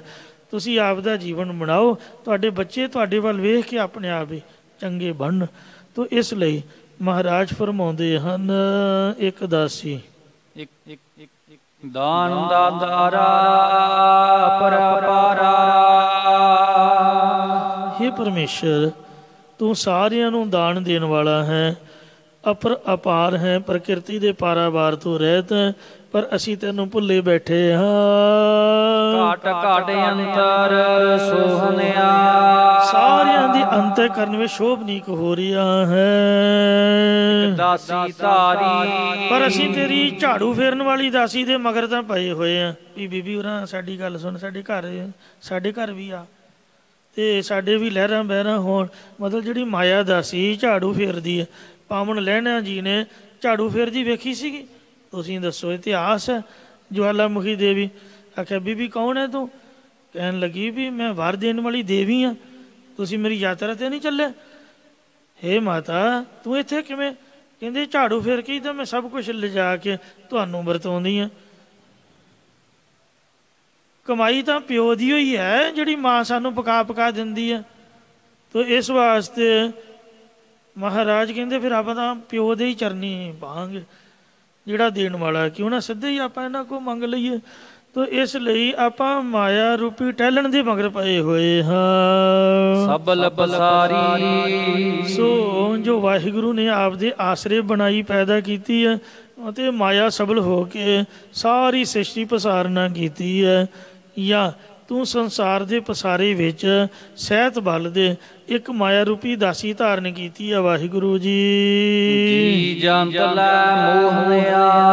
ਸਾਡੇ ਵੱਸ ਦੀ ਕੋਈ ਬਾਤ ਨਹੀਂ ਹੈ, ਜਿੰਨਾ ਚਿਰ ਮਹਾਰਾਜ ਸੰਗਤ ਨਾ ਬਖਸ਼ੇ, ਆਪ ਦੀ ਕਿਰਪਾ ਨਾ ਕਰੇ, ਉਹਨਾਂ ਚਿਰ ਵੱਡੇ ਤੋਂ ਵੱਡੇ ਬ੍ਰਹਮਾ ਵਰਗੇ ਵੀ ਜੀਵ ਤੇ ਜੰਤ, ਸੂਖਮ ਜੰਤ, ਛੋਟੀ ਜਿਹੀ ਕੀੜੀ ਵੇਖੋ ਪਤਾ ਨਹੀਂ ਕਿਹੜੇ ਕੰਮ 'ਚ ਪਈ ਹੋਈ ਆ, ਓਡੀ ਆਪ ਨਹੀਂ ਜਿੱਡਾ ਉਹਨੇ ਸਮਾਨ ਧੋਇਆ ਹੋਊਗਾ। ਲੈਣਾ ਲਾਈਆਂ ਹੋਣਗੀਆਂ, ਪਤਾ ਨਹੀਂ ਕਿੱਧਰ ਲੈ ਕੇ ਜਾਂਦੀਆਂ ਨੇ, ਕਿੰਨਾ ਕੁ ਜਮ੍ਹਾਂ, ਕਿੰਨਾ ਕੁ ਖਾਣਾ ਉਹਨਾਂ ਨੇ, ਢਿੱਡ ਪਤਾ ਨਹੀਂ ਹੈ ਵੀ ਆ ਕਿ ਨਹੀਂ ਹੈ। ਉਹ ਵੀ ਵੇਖੋ ਮਾਇਆ ਦੇ ਵਿੱਚ ਪਈ ਹੋਈ ਹੈ। ਬ੍ਰਹਮਾ ਤੋਂ ਲੈ ਕੇ ਮੱਛਰ ਤੱਕ ਉਹ ਵੀ ਤੁਹਾਡਾ ਖੂਨ ਪੀਊਗਾ। ਛੋਟੇ ਵੱਡੇ ਜੀਆਂ ਜਨਤਾ ਨੂੰ ਇਸ ਮਾਇਆ ਨੇ ਮੋਹ ਲੈਣਾ ਕੀਤਾ ਹੈ। ਜਿਸਨੂੰ ਰਾਖੈ ਸੋ ਸੱਚ ਭਾਖੈ। ਹੇ ਪਰਮੇਸ਼ਰ, ਜਿਸ ਗੁਰਮੁਖ ਜਨ ਨੂੰ ਤੂੰ ਮਾਇਆ ਦੇ ਮੋਹ ਤੋਂ ਬਚਾ ਕੇ ਰੱਖਦਾ, ਉਹ ਸੱਚੇ ਨਾਮ ਨੂੰ ਉਚਾਰਨ ਕਰਨ ਲੱਗ ਜਾਂਦਾ ਹੈ। ਗੁਰ ਕਾ ਸ਼ਬਦ ਵਿਚਾਰਾ, ਪਰ ਉਸੇ ਨੇ ਹੀ ਸਤਿਗੁਰਾਂ ਦਾ ਉਪਦੇਸ਼ ਵਿਚਾਰਨਾ ਕੀਤਾ ਹੈ। ਇਸੇ ਪ੍ਰਕਾਰ ਜਿਸਨੂੰ ਰਾਖੈ ਸੋ ਸੱਚ ਭਾਖੈ। ਜਿਸ ਨੂੰ ਤੂੰ ਮਾਇਆ ਤੋਂ ਬਚਾ ਕੇ ਰੱਖਣਾ ਚਾਹੁੰਦਾ, ਗੁਰਾਂ ਦਾ ਜਿਹੜਾ ਸ਼ਬਦ ਹੈ। ਗੁਰ ਕਾ ਸ਼ਬਦ ਵਿਚਾਰਾ, ਨਾਲੇ ਤਾਂ ਸ਼ਬਦ ਹੀ ਵਿਚਾਰ ਕਰਦਾ ਤੇ ਨਾਲ ਨਾਲ ਸਤਨਾਮ ਸ੍ਰੀ ਵਾਹਿਗੁਰੂ ਵਾਹਿਗੁਰੂ ਵਾਹਿਗੁਰੂ ਸੱਚੇ ਨਾਮ ਦਾ ਉਚਾਰਨ ਕਰਦਾ ਹੈ। ਕਹੋ ਨਾਨਕ ਜੋ ਪ੍ਰਭ ਕਉ ਭਾਣਾ, ਇਹ ਸਾਰੀ ਗੱਲਬਾਤ ਗੁਰੂ ਨਾਨਕ ਸਾਹਿਬ ਜੀ ਦੇ 5ਵੇਂ ਸਰੂਪ ਸ੍ਰੀ ਗੁਰੂ ਅਰਜਨ ਦੇਵ ਜੀ ਸਾਡੇ ਨਾਲ ਕਰ ਰਹੇ ਨੇ। ਐਵੇਂ ਆਪਾਂ ਭੁਲੇਖੇ 'ਚ ਨਾ ਰਹੀਏ। ਅਤੇ ਆਪਾਂ ਤਾਂ ਇੱਕ ਹਾਜ਼ਰੀ ਦੇ ਰਹੇ ਹਾਂ, ਮਤਲਬ ਸਰੀਰ ਹਾਜ਼ਰ ਹੈ, ਜਿਹੜੀ ਵਿਚਾਰ ਹੈ ਉਹ ਗੁਰਮਤਿ ਦੀ ਹੈ। ਸ੍ਰੀ ਗੁਰੂ ਅਰਜਨ ਸਾਹਿਬ ਜੀ ਆਪ ਸਾਨੂੰ ਵਿਚਾਰ ਬ੍ਰਹਮ ਦੀ ਸੁਣਾ ਰਹੇ ਹਨ। ਕਹੋ ਨਾਨਕ, ਸਤਿਗੁਰੂ ਅਰਜਨ ਦੇਵ ਜੀ ਕਹਿੰਦੇ ਨੇ ਕਿ ਜੋ ਪਰਮੇਸ਼ਰ ਨੂੰ ਭਾ ਗਿਆ ਜਾਂ ਜੋ ਵਾਹਿਗੁਰੂ ਦਾ ਹੁਕਮ ਮੰਨਦਾ ਹੈ, ਤਿਸ ਹੀ ਕਾ ਪ੍ਰਭ ਪਿਆਰਾ, ਉਸੇ ਨੂੰ ਹੀ ਪਰਮੇਸ਼ਰ ਪਿਆਰਾ ਲੱਗਦਾ ਹੈ, ਚੰਗਾ ਲੱਗਦਾ ਹੈ। ਮਾਣੋ ਪ੍ਰਭ ਮਾਣੋ। ਹੁਣ ਇਹ ਗੱਲ ਤਾਂ ਸਿੱਧ ਹੋ ਗਈ ਵੀ ਰੱਬ ਸਾਡੇ ਨਜ਼ਦੀਕ ਹੈ, ਸਾਡੇ ਕੋਲ ਬੈਠਾ ਹੋਇਆ, ਹਾਜ਼ਰ ਨਾਜ਼ਰ। ਅਤੇ ਗੁਰਦੁਆਰੇ ਹੁਣ ਆਉਣਾ ਤਾਂ ਸਾਨੂੰ ਹੀ ਪਊਗਾ। ਗੁਰਦੁਆਰੇ ਹਰ ਕੀਰਤਨ ਸੁਣੀ ਹੈ, ਸਤਿਗੁਰ ਭੇਟ ਹਰ ਜਸ ਮੁਖ ਬਣੀ ਹੈ। ਤੋ ਇਸ ਲਈ ਹੇ ਮੇਰੇ ਭਰਾਓ, ਤੁਸੀਂ ਗੁਰੂ ਘਰ ਆਓ ਅਤੇ ਮਾਣੋ, ਮਹਾਰਾਜ ਦੀ ਪ੍ਰਾਪਤੀ ਦਾ ਆਨੰਦ ਮਾਣੋ ਭਾਈ। ਅਤੇ ਜੇ ਤੁਹਾਡਾ ਮਨ ਟਿਕ ਗਿਆ, ਗੁਰਦੁਆਰੇ ਦੀ ਸਿੱਖਿਆ ਤੁਹਾਡੇ ਮਨ 'ਚ ਪ੍ਰਵੇਸ਼ ਕਰ ਗਈ ਹੈ, ਫਿਰ ਘਰ ਬੈਠਿਆਂ ਵੀ ਮਾਣੋ। ਘਰਾਂ ਤੋਂ ਤਾਂ ਆਈਦਾ ਵੀ ਸਾਡਾ ਮਨ ਟਿਕਦਾ ਨਹੀਂ ਘਰ ਦੇ ਵਿੱਚ। ਕਈਆਂ ਨੇ ਘਰਾਂ ਨੂੰ ਵੀ ਗੁਰਦੁਆਰਾ ਬਣਾ ਲਿਆ ਅਤੇ ਉਹਨਾਂ ਦੇ ਵੱਡੇ ਭਾਗ ਨੇ। ਸਾਡੇ ਵਰਗਿਆਂ ਨੇ ਗੁਰਦੁਆਰੇ ਨੂੰ ਆਪਦਾ ਘਰ ਬਣਾ ਲਿਆ, ਮਤਲਬ ਧਿਆਨ ਮਹਾਰਾਜ ਦੇ ਚਰਨਾਂ 'ਚ ਜੋੜਿਆ ਹੀ ਨਹੀਂ। ਕਈਆਂ ਨੇ ਪੂਜਾ ਪਾਠ ਵਾਲਾ ਘਰ 'ਚ ਹੀ ਕਮਰਾ ਬਣਾ ਕੇ ਆਪਦਾ ਧਿਆਨ ਜੋੜ ਲਿਆ। ਇਉਂ ਹਿਰਦਾ ਨਾਮ ਵਸਾਇਓ, ਘਰ ਬੈਠੇ ਗੁਰੂ ਤੇ ਆਓ। ਗੱਲ ਤਾਂ ਮਨ ਦੀ ਇਕਾਗਰਤਾ ਦੀ ਹੈ। ਪਰਮੇਸ਼ਰ ਦੀ ਪ੍ਰਾਪਤੀ ਦਾ ਆਨੰਦ ਮਾਣੋ। ਜਿੱਥੇ ਤੁਹਾਡਾ ਚਿੱਤ ਟਿਕਦਾ ਉੱਥੇ ਟਿਕਾਓ। ਮੇਰੇ ਪ੍ਰਭੂ ਦੀ ਪ੍ਰਾਪਤੀ ਦਾ ਆਨੰਦ ਭੋਗਣਾ ਕਰੋ ਗੁਰਮੁਖੋ। ਮੇਰੇ ਪ੍ਰਭ ਕਾ ਮਾਣੋ, ਮੇਰੇ ਪਰਮੇਸ਼ਰ ਦੀ ਪ੍ਰਾਪਤੀ ਦਾ ਆਨੰਦ ਮਾਣੋ ਗੁਰਮੁਖੋ। ਇਸੇ ਪ੍ਰਕਾਰ ਮਾਣੋ ਪ੍ਰਭ ਮਾਣੋ। ਹੇ ਭਾਈ, ਮੰਨਣੇ ਯੋਗ ਮੇਰੇ ਪ੍ਰਭੂ ਦਾ ਆਨੰਦ ਮੰਨਣੇ ਯੋਗ ਹੈ। ਮੇਰੇ ਪ੍ਰਭ ਕਾ ਮਾਣੋ, ਇਸ ਲਈ ਮਨ ਤਨ ਬਾਣੀ ਕਰਕੇ ਮੇਰੇ ਪ੍ਰਭੂ ਦਾ ਆਨੰਦ ਮਾਣੋ। ਇਸੇ ਤਰ੍ਹਾਂ ਮਾਣੋ ਪ੍ਰਭ ਮਾਣੋ। ਮੇਰੇ ਪ੍ਰਭੂ ਦਾ ਆਨੰਦ ਬਾਣੀ ਕਰਕੇ ਮੰਨਣਾ ਕਰੋ। ਮੇਰੇ ਪ੍ਰਭ ਕਾ ਮਾਣੋ। ਸਰੀਰ ਕਰਕੇ ਵੀ ਮੰਨਣਾ ਕਰੋ ਅਤੇ ਮੇਰੇ ਪ੍ਰਭੂ ਦਾ ਆਨੰਦ ਮਨ ਕਰਕੇ ਵੀ ਮੰਨਣਾ ਕਰੋ। ਇਸੇ ਤਰ੍ਹਾਂ ਮਾਣੋ ਪ੍ਰਭ ਮਾਣੋ। ਸਾਰਿਆਂ ਨੂੰ ਮਾਣੋ, ਮਾਣ ਦੇਣ ਵਾਲੇ ਮੇਰੇ ਪ੍ਰਭੂ ਦੇ ਨਾਮ ਦਾ ਮੰਨਣ ਕਰੋ। ਮੇਰੇ ਪ੍ਰਭ ਕਾ ਮਾਣੋ। ਫਿਰ ਤੁਹਾਨੂੰ ਮੇਰੇ ਪ੍ਰਭੂ ਦਾ ਬ੍ਰਹਮ ਗਿਆਨ ਰੂਪੀ ਮਾਣ ਦਿੱਤਾ ਪ੍ਰਾਪਤ ਹੋਵੇਗਾ। ਫਿਰ ਤੁਸੀਂ ਬ੍ਰਹਮਾਨੰਦ ਦੇ ਰਸਤਾ ਹੀ ਮੰਨਣਾ ਕਰੋਗੇ। ਇਸੇ ਤਰ੍ਹਾਂ ਮਾਣੋ ਪ੍ਰਭ ਮਾਣੋ। ਸਾਰਿਆਂ ਰਾਜਾਂ ਦੇ ਮਾਣ, ਯੋਗ ਸਾਧਨਾ, ਬ੍ਰਹਮ ਲੋਕ, ਸਵਰਗ ਲੋਕ ਆਦਿਕਾਂ ਦੇ ਮਾਣ ਨਾਲੋਂ ਮੇਰੇ ਪ੍ਰਭ ਕਾ ਮਾਣੋ। ਮੇਰੇ ਸਮਰੱਥ ਪਰਮੇਸ਼ਰ ਦੀ ਭਗਤੀ ਦਾ ਮਾਣ ਹੀ ਸ਼੍ਰੋਮਣੀ ਮਾਣ ਸਤਿਕਾਰ ਹੈ। ਜਾਣੋ ਪ੍ਰਭ ਜਾਣੋ। ਇਸ ਲਈ ਗੁਰੂ ਜੀ ਦਾ ਵੱਧ ਤੋਂ ਵੱਧ ਸਤਿਕਾਰ ਕਰੋ। ਹੇ ਭਾਈ, ਪ੍ਰਭੂ ਨੂੰ ਜਾਣਨਾ ਕਰੋ, ਪਰਮੇਸ਼ਰ ਨੂੰ ਜਾਣਨਾ ਕਰੋ। ਸੁਆਮੀ ਸੁਗੜ ਸੁਜਾਣੋ। ਕਿ ਉਹ ਗਿਆਨ ਸਰੂਪ ਹੈ। ਜਾਣਨੇ ਜੋ ਗੁਰਾਂ ਦੇ ਉਪਦੇਸ਼ ਦੁਆਰਾ ਪਰਮੇਸ਼ਰ ਦੀ ਪ੍ਰਾਪਤੀ ਵਾਸਤੇ ਗਿਆਨ ਦੇ ਤਾਂ ਹੀ ਜਾਣਨਾ ਕਰੋ। ਜੋ ਸੁਆਮੀ ਮਾਲਕ ਪਰਮਾਤਮਾ ਸ੍ਰੇਸ਼ਟ ਘਾੜਤਾਂ ਨੂੰ ਘੜਨ ਵਾਲਾ ਅਤੇ ਸਾਰਿਆਂ ਦੇ ਅੰਦਰ ਦੀ ਜਾਣਨ ਵਾਲਾ ਪ੍ਰਭ ਮੇਰਾ ਅੰਤਰਜਾਮੀ ਜਾਣੀ ਜਾਣ ਹੈ। ਸੁਗੜ ਸੁਜਾਨਾ ਸਦ ਪ੍ਰਧਾਨਾ। ਉਹ ਸ੍ਰੇਸ਼ਟ ਘਾੜਤਾਂ ਨੂੰ ਘੜਨ ਵਾਲਾ ਅਤੇ ਸਾਰਿਆਂ ਵਿਹਾਰਾਂ ਦੇ ਚਲਾਉਣ ਨੂੰ ਚਤੁਰ ਹੈ। ਅੰਮ੍ਰਿਤ ਹਰਿ ਕਾ ਨਾਮਾ। ਤੇ ਆਪਾਂ ਤਾਂ ਫਜ਼ੂਲ ਦੇ ਪ੍ਰਧਾਨਗੀ 'ਚ ਪਏ ਹੋਏ ਆ। ਸਦ ਪ੍ਰਧਾਨਾ, ਸਦਾ ਪ੍ਰਧਾਨ ਤਾਂ ਵਾਹਿਗੁਰੂ ਹੀ ਹੈ, ਜੋ ਪੰਜੇ ਜੜ ਤੱਤਾਂ 'ਚ ਆਪ ਹੀ ਚੇਤਨ ਪ੍ਰਧਾਨ ਮੁਖੀ ਹੈ। ਅਤੇ ਜੇ ਉਹ ਸਾਡੇ 'ਚ ਪ੍ਰਧਾਨ ਨਾ ਹੋਵੇ ਤਾਂ ਆਪਾਂ ਜਿਉਂਦੇ ਨਾ ਰਹਿ ਸਕੀਏ। ਪੰਜਾਂ ਤੱਤਾਂ ਦਾ ਸਰੀਰ ਬਣਾ ਕੇ ਆਪ ਦਾ ਚੇਤਨ ਉਹਨੇ ਪ੍ਰਧਾਨ ਬਣਾਇਆ ਹੋਇਆ। ਉਹ ਹਰੀ ਪਰਮੇਸ਼ਰ ਦਾ ਨਾਮ ਅੰਮ੍ਰਿਤ ਰੂਪ ਹੈ, ਮ੍ਰਿਤੂ ਤੋਂ ਰਹਿਤ ਕਰਨੇ ਵਾਲਾ ਹੈ। ਚਾਖਾ ਗਾਣੇ ਸਾਰਗ ਪਾਣੇ। ਜਿਨ੍ਹਾਂ ਪੁਰਖਾਂ ਦੇ ਜਿਨ ਕੈ ਭਾਗ ਮਥਾਨਾ। ਮੱਥੇ ਦੇ ਸ਼੍ਰੋਮਣੀ ਕਰਮ ਲਿਖੇ ਹੋਏ ਹਨ। ਉਹ ਪੁਰਖ ਤਨੁਖਧਾਰੀ ਪਰਮੇਸ਼ਰ ਦੇ ਨਾਮ ਰਸ ਨੂੰ ਚੱਖ ਕੇ, ਧਾਰਨ ਕਰਕੇ ਲੋਕ ਪਰਲੋਕ ਦੇ ਪਦਾਰਥਾਂ ਦੀ ਇੱਛਾ ਵੱਲੋਂ ਰੱਜ ਗਏ ਹਨ। ਤਿਨ ਹੀ ਪਾਇਆ ਤਿਨ ਹੈ ਤੇ ਆਇਆ। ਉਹਨਾਂ ਪੁਰਖਾਂ ਨੇ ਗੁਰੂ ਸਾਹਿਬ ਤੋਂ ਉਪਦੇਸ਼ ਪਾਇਆ ਤੇ ਉਹਨਾਂ ਪੁਰਖਾਂ ਨੇ ਪਾ ਕੇ ਸਰਵਣ ਮੰਨਣ ਕਰਕੇ ਧਿਆਇਆ ਕਮਾਇਆ ਹੈ। ਸਗਲ ਤਿਸੈ ਕਾ ਮਾਣੋ। ਸਾਰਾ ਆਨੰਦ ਉਸੇ ਵਾਹਿਗੁਰੂ ਦਾ ਦਿੱਤਾ ਹੋਇਆ ਹੈ। ਜਿੰਨਾ ਮਾਣ ਸਤਿਕਾਰ ਤੁਸੀਂ ਵੇਖਦੇ ਹੋ ਇਹ ਸਾਰਾ ਵਾਹਿਗੁਰੂ ਦਾ ਦਿੱਤਾ। ਉਸੇ ਵਾਹਿਗੁਰੂ ਦਾ ਮੰਨਣ ਕਰਕੇ ਹੀ ਜੀਵਨ ਮੁਕਤੀ ਬਦੇ ਮੁਕਤੀ ਆਦਿਕ ਦੇ ਸਾਰੇ ਲਾਭ ਪ੍ਰਾਪਤ ਹੁੰਦੇ ਹਨ। ਕਹੋ ਨਾਨਕ ਥਿਰ ਤਖਤ ਨਿਵਾਸੀ। ਆ ਜਿੰਨੇ ਵੀ ਮੰਤਰੀਆਂ ਸ਼ੰਤਰੀਆਂ ਦੇ ਤਖਤ ਨੇ ਸਭ ਚਲਾਏ ਮਾਣ ਨੇ। ਸਤਿਗੁਰੂ ਜੀ ਕਹਿੰਦੇ ਨੇ ਕਿ ਜੋ ਅਸਥਿਤ ਤਖਤ ਹੈ ਉਹ ਹੈ ਅਕਾਲ ਤਖਤ ਸਾਹਿਬ, ਕੇਸਗੜ੍ਹ ਸਾਹਿਬ, ਹਜੂਰ ਸਾਹਿਬ ਤੇ ਗੁਰੂ ਗ੍ਰੰਥ ਸਾਹਿਬ ਮਹਾਰਾਜ ਜੀ ਦਾ ਪਾਵਨ ਸਥਾਨ। ਇਹ ਬ੍ਰਹਮ ਸਰੂਪ ਰੂਪੀ ਤਖਤ ਦੇ ਵਿੱਚ ਵਾਸਾ ਕਰਾਉਣ ਵਾਲਾ ਹੈ। ਸੱਚ ਤਿਸੈ ਦੀ ਬਾਣੋ। ਜਿੰਨੀਆਂ ਕੋਟ ਕਚਹਿਰੀਆਂ ਲਾਲ ਕਿਲ੍ਹਾ ਵੇਖੋ ਉਹਦੇ ਕਬੂਤਰ ਬੋਲਦੇ ਨੇ, ਕੁਝ ਵੀ ਨਹੀਂ ਉੱਥੇ। ਤੇ ਕਿਸੇ ਮੌਕੇ ਮਹਾਰਾਜ ਨਵੇਂ ਪਾਤਸ਼ਾਹ ਦੇ ਵਿਰੁੱਧ ਉੱਥੇ ਉਹ ਵੇਖੋ ਹੁਕਮ ਜਾਰੀ ਕੀਤਾ ਸੀਗਾ ਕਿ ਗੁਰੂ ਮਹਾਰਾਜ ਜੀ ਦਾ ਪਾਵਨ ਸੀਸ ਤੁਹਾਡੇ ਨਾਲੋਂ ਜੁਦਾ ਕੀਤਾ ਜਾਏ। ਉੱਥੇ ਕੱਖ ਵੀ ਨਹੀਂ, ਉਹਦੇ ਸਾਹਮਣੇ ਵੇਖੋ ਕੀਰਤਨ ਹੋ ਰਿਹਾ। ਜਿੱਥੇ ਅੱਜ ਕੱਲ੍ਹ ਅਸੈਂਬਲੀ ਬਹਿੰਦੀ ਹੈ ਰਹਿਣੀ ਉਹ ਵੀ ਨਹੀਂ। ਜਿਹੜਾ ਸੰਗਤ ਰੂਪੀ ਦਰਬਾਰ ਜੇ ਉਹ ਸੱਚਾ ਧੁਰ ਤੋਂ ਹੀ ਚੱਲਦਾ ਆ ਰਿਹਾ। ਹਰਿਮੰਦਰ ਸਾਹਿਬ ਵੇਖੋ ਮਹਾਰਾਜ ਸੱਚੇ ਪਾਤਸ਼ਾਹ ਜੀ ਦਾ ਸਤਸੰਗਤ ਦਰਬਾਰ ਇਹ ਸੱਚਾ ਆਸਰਾ ਹੈ। ਮੰਗਲਾ ਹਰ ਮੰਗਲਾ। ਵਿਆਹਾਂ ਸ਼ਾਦੀਆਂ ਦੇ ਮੰਗਲਚਾਰ ਹਮੇਸ਼ਾ ਰਹਿਣ ਵਾਲੇ ਨਹੀਂ। ਆਹ ਜਿਹੜੇ ਖੁਸ਼ੀਆਂ ਦੇ ਗੀਤ ਗੁਰਬਾਣੀ ਤੁਸੀਂ ਸੁਣਦੇ ਹੋ ਤੇ ਹਰੀ ਪਰਮੇਸ਼ਰ ਦੀ ਪ੍ਰਾਪਤੀ ਵਾਲੇ ਮੰਗਲਾਚਾਰ ਕੀਰਤਨ ਨੂੰ ਹਮੇਸ਼ਾ ਗਾਉਣਾ ਕਰੋ। ਇਹਦੇ ਨਾਲ ਹਮੇਸ਼ਾ ਦੀਆਂ ਖੁਸ਼ੀਆਂ ਪ੍ਰਾਪਤ ਹੁੰਦੀਆਂ ਨੇ। ਮੇਰੇ ਪ੍ਰਭ ਕੈ ਸੁਣੀਐ ਮੰਗਲਾ। ਜੇ ਗਾਉਣਾ ਨਹੀਂ ਆਉਂਦਾ ਤਾਂ ਬੈਠ ਕੇ ਮੇਰੇ ਪਰਮੇਸ਼ਰ ਦੇ ਮੰਗਲਾਚਾਰ ਜਸ ਰੂਪ ਬਾਣੀ ਨੂੰ ਸੰਗਤ 'ਚ ਮਿਲ ਕੇ ਸੁਣਨਾ ਕਰੋ ਭਾਈ। ਪ੍ਰਭੂ ਜੀ ਮਹਾਰਾਜ ਕਹਿੰਦੇ ਨੇ ਇਸੇ ਤਰ੍ਹਾਂ ਮੰਗਲਾ ਹਰ ਮੰਗਲਾ।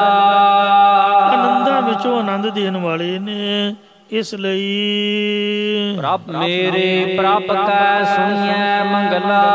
ਮੇਰੇ ਪਰਮੇਸ਼ਰ ਦੇ ਜਸ ਨੂੰ ਸੰਗਤ ਵਿੱਚੋਂ ਸੁਣਨਾ ਕਰੋ। ਮਨ ਕਰਕੇ ਜਸ ਨੂੰ ਗਾਓ, ਬਾਣੀ ਕਰਕੇ ਪਰਮੇਸ਼ਰ ਦੇ ਜਸ ਨੂੰ ਗਾਓ, ਸਰੀਰ ਕਰਕੇ ਵੀ ਸੰਗਤ 'ਚ ਜਾ ਕੇ ਹਾਜ਼ਰੀ ਲਵਾਓ। ਮੇਰੇ ਪ੍ਰਭੂ ਦੇ ਜਸ ਨੂੰ ਕੰਨਾਂ ਨਾਲ ਵੀ ਸੁਣੋ। ਹਰੇਕ ਜਸਾਂ ਜੋ ਪਰਮੇਸ਼ਰ ਦਾ ਸ੍ਰੇਸ਼ਟ ਜਸ ਉਹ ਜਸ ਨੂੰ ਸੁਣੋ ਧਿਆਨ ਦੇ ਨਾਲ। ਮਨ ਕਰਕੇ ਮੇਰੇ ਪ੍ਰਭੂ ਦਾ ਮੰਗਲਚਾਰ ਗਾਓ, ਬਾਣੀ ਕਰਕੇ ਗਾਓ, ਸਰੀਰ ਦੇ ਰੋਮ ਰੋਮ ਕਰਕੇ ਪ੍ਰਭੂ ਦੇ ਮੰਗਲਾਚਾਰ ਜਿਹੜੇ ਰਚੇ ਨੇ ਉਹਨਾਂ ਦੀ ਸੰਗਤ 'ਚ ਮਿਲ ਕੇ ਮੇਰੇ ਪ੍ਰਭੂ ਦੇ ਮੰਗਲਾਚਾਰ ਨੂੰ ਗਾਓ ਭਾਈ। ਸੋਹਿਲੜਾ ਪ੍ਰਭ ਸੋਹਿਲੜਾ। ਸਾਰਿਆਂ ਆਨੰਦਾਂ ਵਿੱਚੋਂ ਜਿਹੜਾ ਪਰਮੇਸ਼ਰ ਪ੍ਰਾਪਤੀ ਦਾ ਆਨੰਦ ਹੈ ਆਨੰਦ ਧੁਨੀਐ ਸੋਹਿਲੜਾ। ਉਹ ਇੱਕ ਰਸ ਨਾਮ ਦੀ ਧੁਨ ਉਚਾਰਨ ਕਰੀਏ। ਜੇ ਜਸ ਗਾਉਣਾ ਹੈ ਤਾਂ ਪਰਮੇਸ਼ਰ ਅਕਾਲ ਪੁਰਖ ਵਾਹਿਗੁਰੂ ਜੀ ਦਾ ਜਸ ਗਾਉਣਾ ਕਰੋ। ਉਸ ਵਾਹਿਗੁਰੂ ਦੇ ਜਸ ਗਾਉਣ ਕਰਕੇ ਇੱਕ ਰਸ ਨਾਮ ਦੀ ਧੁਨੀ ਹਿਰਦੇ ਵਿੱਚ ਪ੍ਰਗਟ ਹੁੰਦੀ ਹੈ।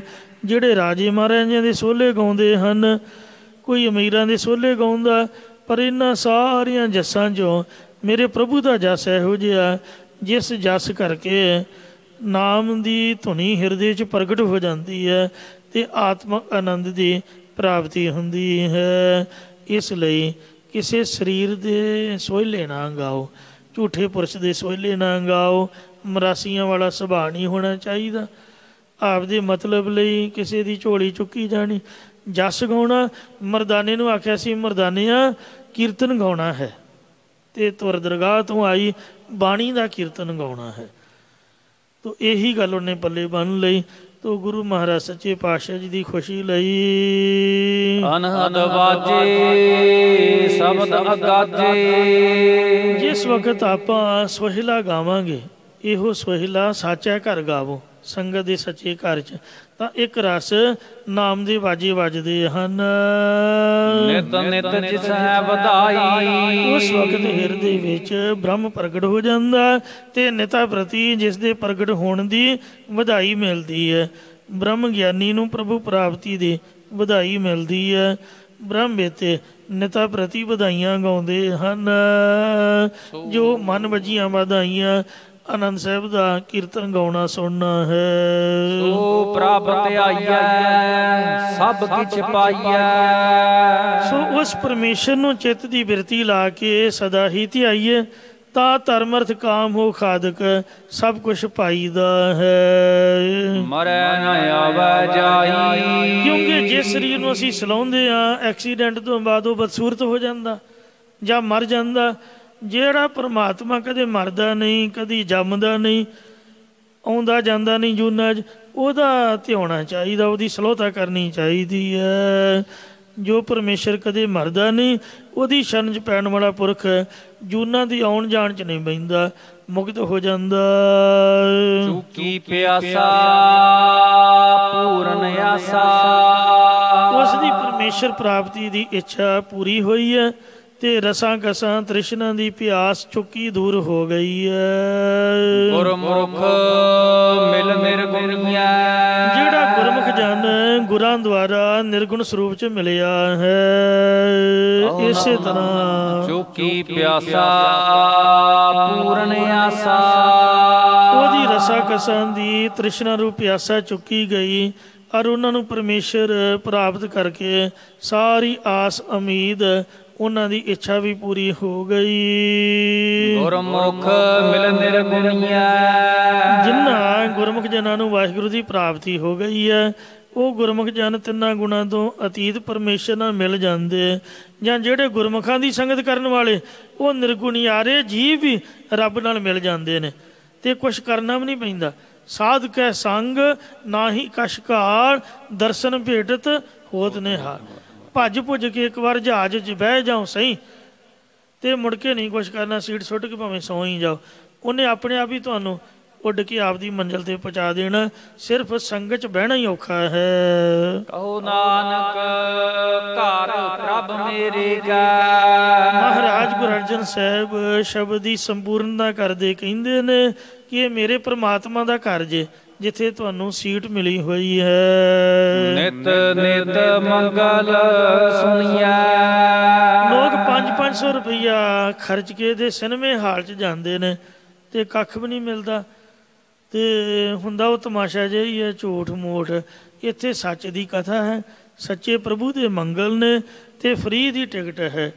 ਕੁਛ ਵੀ ਮੁੱਲ ਨਹੀਂ ਲੱਗਦਾ, ਸਿਰਫ ਤੁਹਾਡਾ ਸਮਾਂ ਚਾਹੀਦਾ, ਤੁਹਾਡੇ ਸਰੀਰ ਦੀ ਹਾਜ਼ਰੀ ਚਾਹੀਦੀ ਹੈ। ਗੁਰੂ ਅਰਜਨ ਸਾਹਿਬ ਕਹਿੰਦੇ ਵੀ ਨਤਾ ਪ੍ਰਤੀ ਉਹਦੇ ਜਸ ਨੂੰ ਰੱਬ ਦੇ ਘਰ ਵਿੱਚ ਸੁਣੀਦਾ ਹੈ। ਆਓ ਬੈਠੋ ਭਾਈ, ਬੈਠ ਕੇ ਸੁਣੋ ਤੇ ਮਹਾਰਾਜ ਨੂੰ ਗਾਓ ਤੇ ਮਨ 'ਚ ਪਿਆਰ ਜ਼ਰੂਰ ਰੱਖੋ। ਗਾਵੀਏ ਸੁਣੀਏ ਮਨ ਰੱਖੀਏ ਭਾਓ ਤਾਂ ਕੀ ਮਿਲੇਗਾ ਦੁੱਖ ਪਰ ਹਰ ਸੁੱਖ ਘਰ ਲੈ ਜਾਓ। ਤੁਸੀਂ ਆਪਦੇ ਘਰਾਂ 'ਚ ਸੁੱਖ ਲੈ ਜਾਓਗੇ। ਭੁੱਲਾਂ ਚੁੱਕਾ ਖਿਮਾ ਕਰਨੀ ਹੈ ਜੀ, ਅੱਗੇ ਦੋ ਸਮਤ ਬਖਸ਼ਣੀ। ਚੁਕੀ ਪਿਆਸਾ ਪੂਰਨ ਆਸਾ ਗੁਰਮੁਖ ਮਿਲ ਨਿਰਗੁਣੀਐ। ਕਹੋ ਨਾਨਕ ਘਰ ਪ੍ਰਭ ਮੇਰੇ ਕੈ। ਨਿਤ ਨਿਤ ਮੰਗਲ ਸੁਣੀਐ। ਵਾਹਿਗੁਰੂ ਜੀ ਕਾ ਖਾਲਸਾ ਵਾਹਿਗੁਰੂ ਜੀ ਕੀ ਫਤਿਹ।